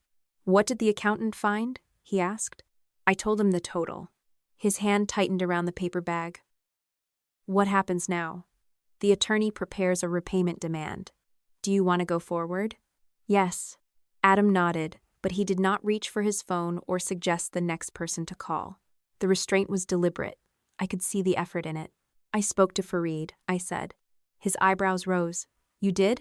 I thanked him for the attorney's referral. I also told him not to contact anyone in my family. Nah. What did he say? That he understood. Adam opened the first container. He probably hated that. He did. A brief smile crossed his face. We ate at the kitchen table, talking about everything except the investigation for nearly half an hour. His bridge project had lost another week to a permit dispute. Amal had volunteered Fareed to help move furniture at the community center, and Fareed had spent 2 days claiming his back would never recover. The ordinary conversation gave the apartment room to breathe. Then my phone chimed. The email came from Chelsea. The subject line read, I will tell you everything. I read it once without speaking. What is it? Adam asked. Chelsea wants a deal. Her message ran for 6 paragraphs. She said Patricia had pressured her for years. Mother had given her information about Daniel, Noah, and Adam. Then insisted she help keep me from abandoning the family. Chelsea claimed she had been afraid to refuse because Patricia controlled her access to money and housing. She offered to provide a statement against Mother if I removed her name from the repayment demand. At the bottom she wrote, "You know I have never been as strong as you." The sentence had purchased her forgiveness since childhood. Broken vase, missed rent, failed business, private messages to the man I planned to marry. Chelsea was never as strong. Therefore, Morgan could absorb the damage. Adam read the email after I handed him the phone. "What are you going to do?" he asked. "Ask her to put everything in writing. You believe her?" "I believe she wants something." I wrote back with my attorney copied. "If you wish to provide information, describe your actions, Patricia's actions, the accounts used, and the source of each document. Do not delete or alter any records. No promise is being made regarding repayment." Chelsea answered the following afternoon. Her statement was 9 pages long. She admitted sending messages to Noah. She admitted letting Mother alter the screenshots. She admitted creating some of the Lakeview invoices from templates Patricia provided. According to Chelsea, every major decision had come from our mother. Patricia told her what to send. Patricia chose the timing. Patricia demanded the Arabic accusation at dinner. Chelsea described herself as a frightened daughter following instructions. For several minutes, the account almost worked. Then I reached the section about Adam. Chelsea wrote, "Mom ordered me to learn the Arabic sentence and insisted I say it in front of Farid." I opened the recovered iMessage thread. Patricia had written, "Speak to Farid privately." Chelsea replied, "Private will not work. I want her to hear me say it." Another message contained the name of the online tutor Chelsea hired. "I found someone who speaks Lebanese Arabic," she had written. "She thinks I am preparing a toast." Patricia answered, "This is getting out of hand." Chelsea's next message read, "It only gets out of hand if Morgan stops me." I compared the dates. The tutor had been hired before Patricia sent any message mentioning Arabic. Chelsea had not simply obeyed. She had planned the humiliation, practiced it, and then blamed Mother once the consequences reached her. I forwarded the contradiction to my attorney. Her reply came an hour later. "This statement is useful. It contains admissions against Chelsea's interest, even where she attempts to shift blame. Do not confront her directly." I did not need to. Chelsea sent another email that night. "Did you receive it?" I left the message unanswered. The following morning, Patricia asked for a family meeting. She did not write to me. Her attorney contacted mine and proposed a private conversation at my parents' house without outside witnesses. My attorney read the proposal over the phone. "They want this kept informal," she said. "They want me inside Mother's house, where she controls the room." "That is also my concern. I will meet under conditions." "What conditions?" "A neutral location, a mediator, attorneys present. Only people who received or repeated the accusations, not the entire family." "What about Adam?" "He comes with me." My attorney paused. "Your mother may object. She can object in writing." Patricia did. Her response claimed that bringing Adam would prove he had taken control of the dispute.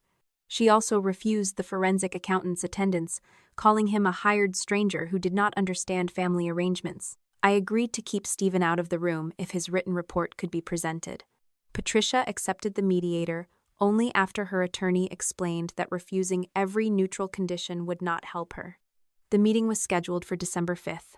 Daniel agreed to provide a written statement and original electronic copies through my attorney. Noah authorized the use of his complete message records but declined to attend. "I have a wife and daughters," he wrote. "I will tell the truth, but I will not make your family part of mine again." I respected that. Walter sent one line, "I will be there." He did not ask what I expected him to say. 3 days before the meeting, Aunt Diane called from a new number after I stopped answering hers. "Your mother says you are planning to humiliate her in front of everyone," she said. Everyone is 8 people. She is 66 years old. She was 54 when Daniel came to the house. Diane went quiet. "Did you know about that?" I asked. "No." "Then come to the meeting and listen. What does Patricia want from you?" "The same thing she has always wanted, for me to carry the cost quietly." Aunt Diane exhaled. "If this tears the family apart, no one will be able to put it back." I looked at the stack of evidence on my desk. "It was already torn," I said. "I was only the one holding the pieces together." The evening before the meeting, Adam called while I was reviewing the order in which the documents would be presented. "I'm outside," he said. When I opened the door, he held up 2 cups of coffee. "You said twice," he reminded me. "This is the first." I let him in. We reviewed the evidence for an hour. Daniel first, Noah second, Adam third, then the invoices, and Chelsea's statement. The sequence mattered because Patricia would try to turn every individual event into a misunderstanding. 3 similar events made that harder. Before Adam left, he placed his phone beside mine. "You do not have to prove your whole life tomorrow," he said. "You only have to tell the truth about what they did. And if no one believes me, I will. That cannot be enough." "No," he said, "but it can be a place to stand." After he left, I continued working until nearly midnight. A message from Patricia appeared as I closed the last folder. "Tomorrow, when everyone hears the full truth about you, Adam will be the first person to leave." I read it twice, then forwarded it to him without adding a word. His response arrived less than a minute later. "First call. I'm still here." The mediation room was smaller than Mother expected. There was no polished conference table long enough for her to sit at the head, no family photographs, no familiar kitchen where she could lower her voice and make everyone else feel like an unruly child. Just a rectangular table, gray carpet, a pitcher of water, and a clock that clicked loudly enough to measure every silence. Adam sat beside me. My attorney, Laura Bennett, took the chair on my other side. Across from us were Patricia, Chelsea, Walter, and their attorney. Aunt Diane and Cousin Rebecca sat near the end of the table because both had received and repeated Mother's claims about me. The mediator, a woman named Ellen Price, explained that the meeting was voluntary and confidential, unless the parties later agreed otherwise. Mother folded her hands in her lap. "This could have been handled at home," she said. Ellen looked at her notes. "Your daughter did not feel that home was a neutral setting." Patricia gave me a tired smile, the kind she used when she wanted others to see how difficult I was being. "Morgan has always preferred an audience," she said. I opened the first folder. "I asked for 6 people who were directly involved," I said. "You invited more people than that into this when you called the family." Aunt Diane shifted in her chair. Mother's smile held for another second, then disappeared. "Laura had offered to present the records for me. I declined. For 12 years, Patricia had spoken for me, explained me, corrected my memory, and told others what I meant before I could open my mouth. I wanted my attorney present, but I would tell this part myself.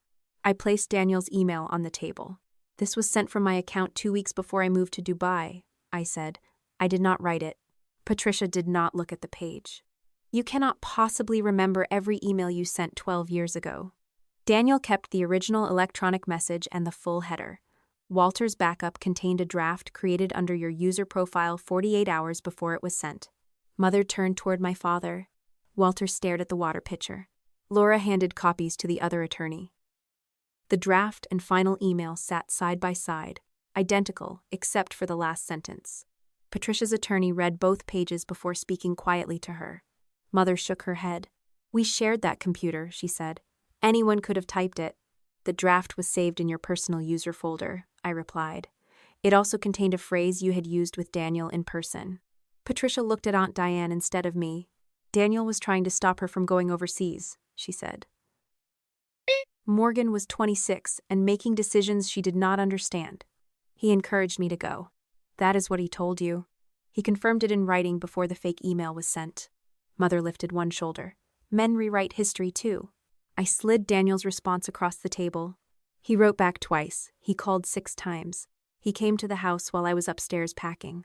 Walter's fingers tightened against his knee. I looked at him. "Tell them what happened." Mother turned sharply. "Walter, you do not have to participate in this performance." My father swallowed. "I heard Daniel at the door," he said. The clock continued clicking. Walter kept his gaze on the table. Patricia told him Morgan had already left and did not want to see him. I knew Morgan was still upstairs. Rebecca's chair creaked as she leaned back. Mother's voice dropped. "You were in the den. You did not hear the entire conversation." "I heard enough." "You always say that after the fact," Patricia said. "At the time, you agreed Daniel was bad for her." Walter finally looked at his wife. "I agreed that I did not want to fight with you." The words landed quietly. Patricia sat straighter. "So now your cowardice becomes my crime?" "No," I said. "His cowardice belongs to him. The email belongs to you." Ellen raised one hand before Mother could respond. "We will continue in order," the mediator said. The second folder contained Noah's complete messages. I showed the photograph of the Detroit skyline, his comment beneath it, and the cropped version Mother had sent me. Once the timestamps were visible, the alteration required no explanation. Chelsea tapped one fingernail against the table. "I did not make that screenshot," she said. "You sent Noah the photograph of yourself," I replied. "That does not mean I altered anything." Noah exported the entire conversation. "Your messages came first. He rejected you." Chelsea's face tightened. I was doing what Morgan asked. I opened the statement she had sent my attorney. "In this document, you say Mother told you to contact him." Chelsea glanced at Patricia. "I was under pressure. That is not the same as me asking you." "You made everything about Noah so dramatic," Chelsea said. "I was trying to show you what he was like. He told you to stop. He could have deleted my picture. He did not need to erase your behavior to prove his own." Mother leaned toward her attorney. He whispered something, but she waved him off. "This was years ago," Patricia said. Morgan went on with her life. I looked at her. Surviving the result does not give you permission to cause it. The room settled again. Then I opened Adam's file. His original message export showed Chelsea asking about his parents' home, their business, and whether he wanted to meet her alone. The voice recording followed. It was faint, but Patricia's instruction about using the money accusation could be heard beneath Chelsea's words. Mother dismissed it with a small laugh. That could be anyone. I placed the recovered iMessages beside it.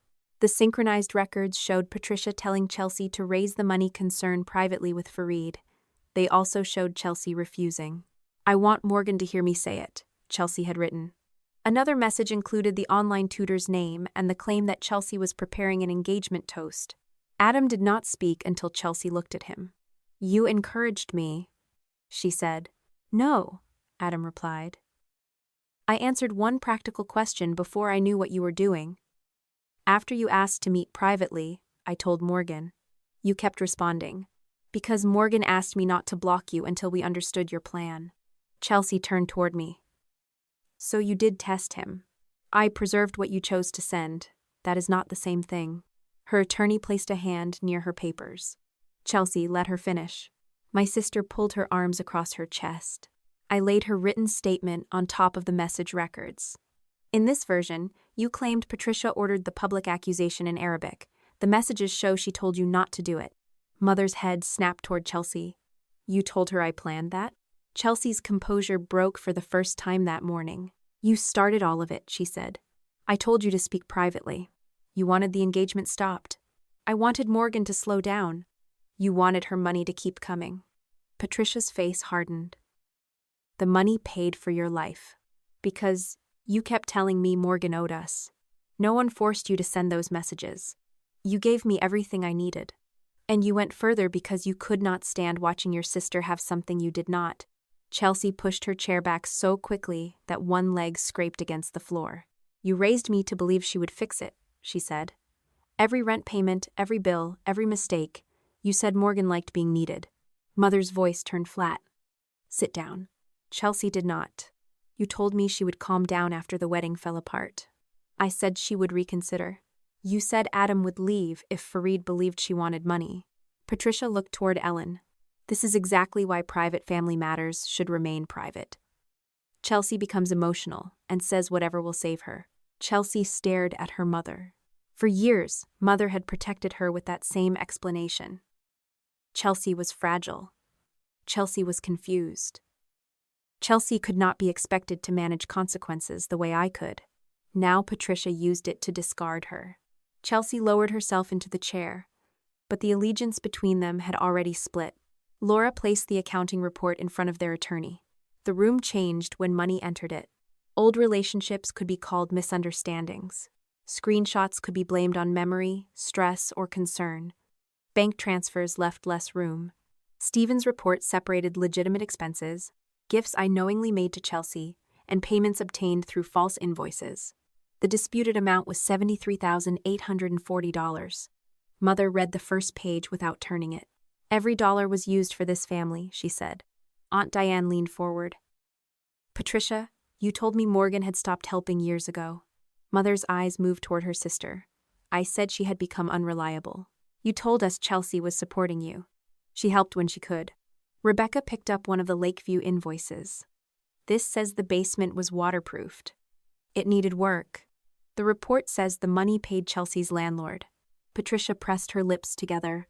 Chelsea spoke without looking at anyone. Mom said Morgan would not send money if she knew it was for me. Aunt Diane looked at me. You paid all this? I knowingly helped Chelsea too, I said. Those payments are not included in the demand. This amount covers money sent because I was shown false invoices or false emergencies. Mother turned another page. You are taking your own parents to court over money you can afford to lose. I am asking you to return money you obtained by lying. Listen to yourself. Return it to whom? You are family. Family does not turn deception into consent. Patricia looked around the table, searching for the face that would support her. Walter did not move. Diane stared at the invoice in her hands. Rebecca avoided Mother's eyes. For once, no one rushed to soften the room. The meeting lasted nearly 4 hours. Patricia admitted nothing. Chelsea admitted pieces, then withdrew them whenever her mother challenged her. Walter confirmed that Patricia controlled the family Mac, handled the invoices, and instructed him not to tell me that Chelsea received the money. When Ellen asked why he remained silent, my father took so long to answer that the clock completed nearly a full minute. I wanted peace, Walter said. What did peace mean in your home? Ellen asked. Walter looked at me. It meant Morgan absorbed the problem. I did not thank him for saying it. Truth delivered late could still matter, but it did not become courage simply because it finally appeared. Mother refused the proposed repayment terms that day. This meeting is over, she said. I will not sign a confession written by people who hate me. No one is asking for a confession, Laura replied. We are asking for repayment, a correction of false statements, and an agreement that you will not use Morgan's identifying information. Patricia stood. You have destroyed this family, she told me. I closed the last folder. No, I stopped accepting blame for what held it together. Adam rose beside me, but he did not touch my arm until Mother and Chelsea had left. The legal negotiations took another 6 weeks. Patricia's attorney first claimed every transfer had been a gift. Stephen answered with invoices, dates, bank records, and messages showing that Mother knew what each payment was supposed to represent. Chelsea offered to testify against Patricia if her own repayment obligation disappeared. My attorney declined. Walter moved his pension deposit into an account Mother could not access. That decision mattered more than Patricia expected. Without his silence, his money, or my monthly help, she no longer had anyone standing between her and the consequences. The final agreement was signed on January 16th. Chelsea paid an initial amount from the remaining assets of her business and agreed to monthly repayments. Patricia's portion would come from refinancing or selling the house. Both women signed a written correction stating that I had never asked Chelsea to test Adam and that the screenshots shown at the engagement dinner had not come from my account. They also agreed not to use my name, passwords, signature, or account information again. If they missed the repayment terms or destroyed relevant records, I could continue with the civil case. The agreement included one final transition period. Until March 31st, I would continue paying my parents' verified insurance and essential prescriptions directly. No cash, no reimbursements, no money for Chelsea. After that date, the arrangement ended. Mother did not speak to me when she signed. Chelsea looked at the repayment schedule and whispered, "You know I cannot afford this." I met her eyes. "Then you will have to change how you live." She waited for me to offer another solution. I did not. On March 31st, the last insurance payment cleared shortly after 9 in the morning. I removed the reminder from my calendar. At 7 that evening, Patricia called. I let it ring once. The second call came immediately, so I answered. Chelsea was shouting somewhere behind her. Her landlord changed the locks, Mother said. She is moving back here tonight. That is between you and Chelsea. No, it is not. This house cannot support another adult, and your sister has nowhere to go. She has a job. She barely earns enough to live. Then she needs a less expensive life. Mother lowered her voice. You have made your point. Now fix this before everything falls apart.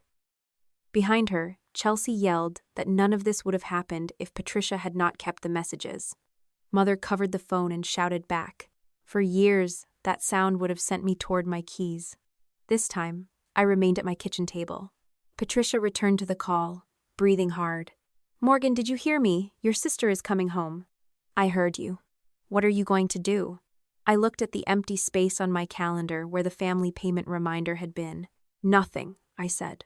Chelsea moved back into my parents' house on the first Saturday in April.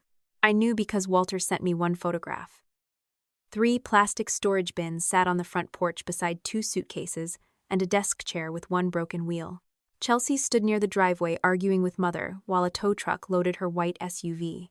Walter added only 1 sentence. "The lender came for the car this morning." I did not ask what happened next. For years, I had followed every family crisis from beginning to end. Who caused it? Who blamed whom? How much it would cost? What I needed to do before Monday. Now I knew enough. Chelsea's fitness business had closed. The remaining equipment was sold to cover part of her repayment obligation, and her landlord refused to renew the lease after 3 late payments. The job she found at a medical scheduling company paid enough for a small apartment, but not the apartment she wanted or the lifestyle Mother had spent years helping her pretend she could afford. So she moved home. Within 2 weeks, Patricia began asking Chelsea to drive her to appointments, pick up groceries, call the insurance company, organize receipts, and help prepare the house for sale. Chelsea complained about every task. Mother complained that Chelsea never finished anything. The 2 women who had worked together to keep me responsible for everyone were suddenly trapped inside the life they had built. Walter moved out in May. He rented a 1-bedroom apartment near his doctor's office and opened a bank account in his own name. The first time he paid his electric bill online without calling me, he sent a screenshot as if he had completed a difficult examination. I did not praise him. He was 68 years old. Learning to manage his own utility account was not heroism. Still, I replied, "Good, keep the confirmation number." That was the shape of our relationship then. Small, practical exchanges. No family dinners. No long phone calls about Mother. No requests that I understand why he stayed silent. Walter began seeing a counselor and sent me a letter in June. He did not say Patricia had made him weak. He did not blame his childhood, his marriage, or Chelsea's instability. He wrote that every time he chose peace, he had chosen the person causing the harm over the person receiving it. At the end, he wrote, "I do not expect forgiveness because I finally told the truth.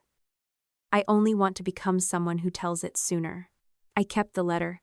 Keeping it was not the same as forgiving him. Mother listed the house in late April. It was larger than she and Walter had needed for years. But Patricia had treated it as proof that the family was doing well. The dining room no one used. The guest bedroom with the roof that had never needed an emergency repair. The finished basement that Lakeview Home Services had supposedly waterproofed. The sale proceeds would cover her portion of the repayment agreement, the remaining mortgage, and a smaller condominium outside Royal Oak. Mother told relatives I had forced an elderly woman out of her home. She was 66, healthy, and moving into a 2-bedroom condominium with a garage. Aunt Diane stopped repeating the story after she saw the accounting report. Other relatives continued. I let them. The need to correct every person had once controlled me almost as effectively as Mother did. If someone misunderstood me, I believed I had failed to explain.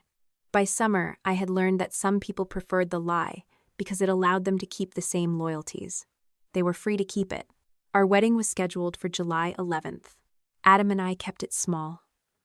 No ballroom, no dramatic entrance, no expensive display meant to prove that my life had improved without my family. We chose a garden courtyard behind a Lebanese restaurant in Dearborn, with strings of warm lights, white flowers, and enough tables for the people who had shown up honestly. Walter was invited as a guest. He would not walk me down the aisle. He would not give a speech. His place card sat at a table near Aunt Diane and 2 of my old colleagues from Dubai. Patricia and Chelsea were not invited.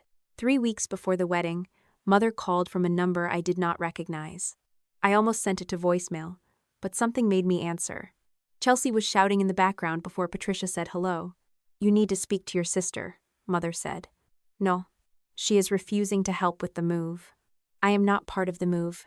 She says the condominium is too small for both of us. Then she needs her own apartment. She cannot afford one. she can afford a room or a studio. Mother lowered her voice. Do you hear yourself? You are talking about your sister as if she were a stranger. I am talking about her as an adult. Behind Patricia, something struck the floor. Chelsea yelled, "Tell her this is her fault." Mother covered the receiver, though I could still hear her. "Stop throwing things. The movers will be here tomorrow." "You told me I could stay as long as I needed," Chelsea shouted. "I did not know you would refuse to contribute. You never made Morgan pay rent. Morgan paid for everything." The words came through clearly. Silence followed on their end. For a moment, no one spoke. Then Chelsea said, "So that is what this is. You do not miss her. You miss what she did." Patricia returned to the phone. "Morgan, come home. We cannot keep living like this." I sat at the kitchen table, where Adam and I had held the conversation that saved our engagement. My ring rested on my finger again, not because every doubt had disappeared, but because we had stopped pretending doubt was the same as betrayal. "What do you want me to do?" I asked. "Talk sense into Chelsea. Help us organize the move. The closing documents are confusing, and Walter refuses to come over. You have an attorney and a real estate agent. They do not know the family. They do not need to." Mother's voice sharpened. "I spent my life keeping this family together. You spent my life doing it. That is cruel. It is accurate." Chelsea started shouting again. Mother snapped at her to be quiet, then returned to me with the exhausted tone she once used to summon me into action. "If you hang up, everything will fall apart." Adam entered the kitchen and stopped when he saw the phone against my ear. He did not ask who it was. He did not point toward the door or make the decision easier for me. He waited. For years, the sound of Mother struggling would have sent me searching for my keys. Even when I knew the crisis had been created, I would tell myself I was helping Walter, protecting Chelsea, or preventing something worse. That day, I remained seated. "Then the people who broke it will have to repair it," I said. "Morgan, I will not organize the move. I will not pay for Chelsea's apartment. I will not explain the closing documents. Any required communication can come through email. You are choosing Adam's family over your own." "No, I am choosing a life where love is not measured by how many problems I absorb." Mother made a sound between a laugh and a sob.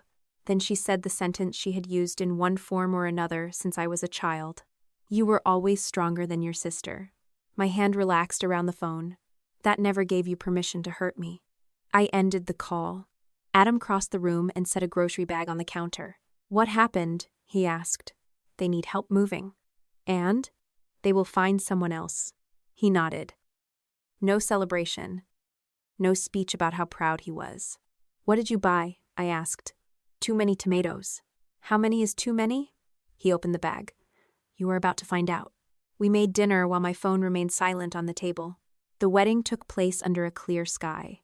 I walked into the courtyard alone. Not because I had no father, and not because I wanted anyone to pity me. I walked alone because no one was transferring responsibility for me from one man to another. Adam waited beneath an arch of white roses and olive branches. When I reached him, he took my hands but did not pull me forward. We stepped toward each other at the same time. Walter sat in the third row. He kept his promise and drew no attention to himself. When our eyes met, he nodded once. That was enough for the day.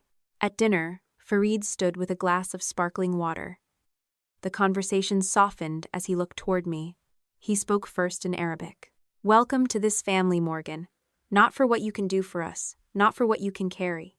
You are welcome because you are yourself." The words entered me before I translated them for the guests who did not understand. Amal reached across the table and covered my hand with hers. Adam looked at his father, then at me. No one asked what I could solve. No one presented a bill. No one warned Adam that loving me would take me away from them. 13 days later, I sat in our kitchen and began writing down what had happened. Marriage did not erase the years before it. Adam and I still disagreed. Sometimes he moved too quickly because fixing a problem made him feel useful. Sometimes I withdrew and called it independence. The difference was that we noticed sooner. We said the uncomfortable sentence before it grew into a private story about the other person. When I needed space, Adam called twice. The first call meant he was there. The second meant he had not mistaken my fear for rejection. That evening, while I was finishing these pages, my phone rang once. Through the window, I saw Adam standing outside the building with a paper bag in one hand. He had forgotten his keys again, and the bottom of the bag was beginning to darken from the rain. For years, I believed love had to chase me until I surrendered. Adam taught me something quieter. Love could wait without abandoning me. It could tell the truth without controlling me. It could stand outside the door and trust that I would open it when I was ready. I did not wait for the second call. I went downstairs and let him in. You should never confuse being strong with being available for everyone to use. Helping your family is generous, but help needs limits, records, and honest consent. When someone lies to obtain your money, hides information, or damages your relationships to keep you useful, protecting yourself is not cruelty, it is responsibility. You should verify urgent requests, keep copies of messages, and speak directly to the people involved before pride turns silence into permanent loss. Strength also does not mean handling every crisis alone. A trustworthy partner will respect your choices, admit mistakes, and stand beside you without taking control. You can accept support without surrendering your independence. Most importantly, you do not have to keep repairing a system that survives only because you absorb its consequences. Set the boundary, follow through, and allow adults to solve the problems they created. Love should value who you are, not what you provide.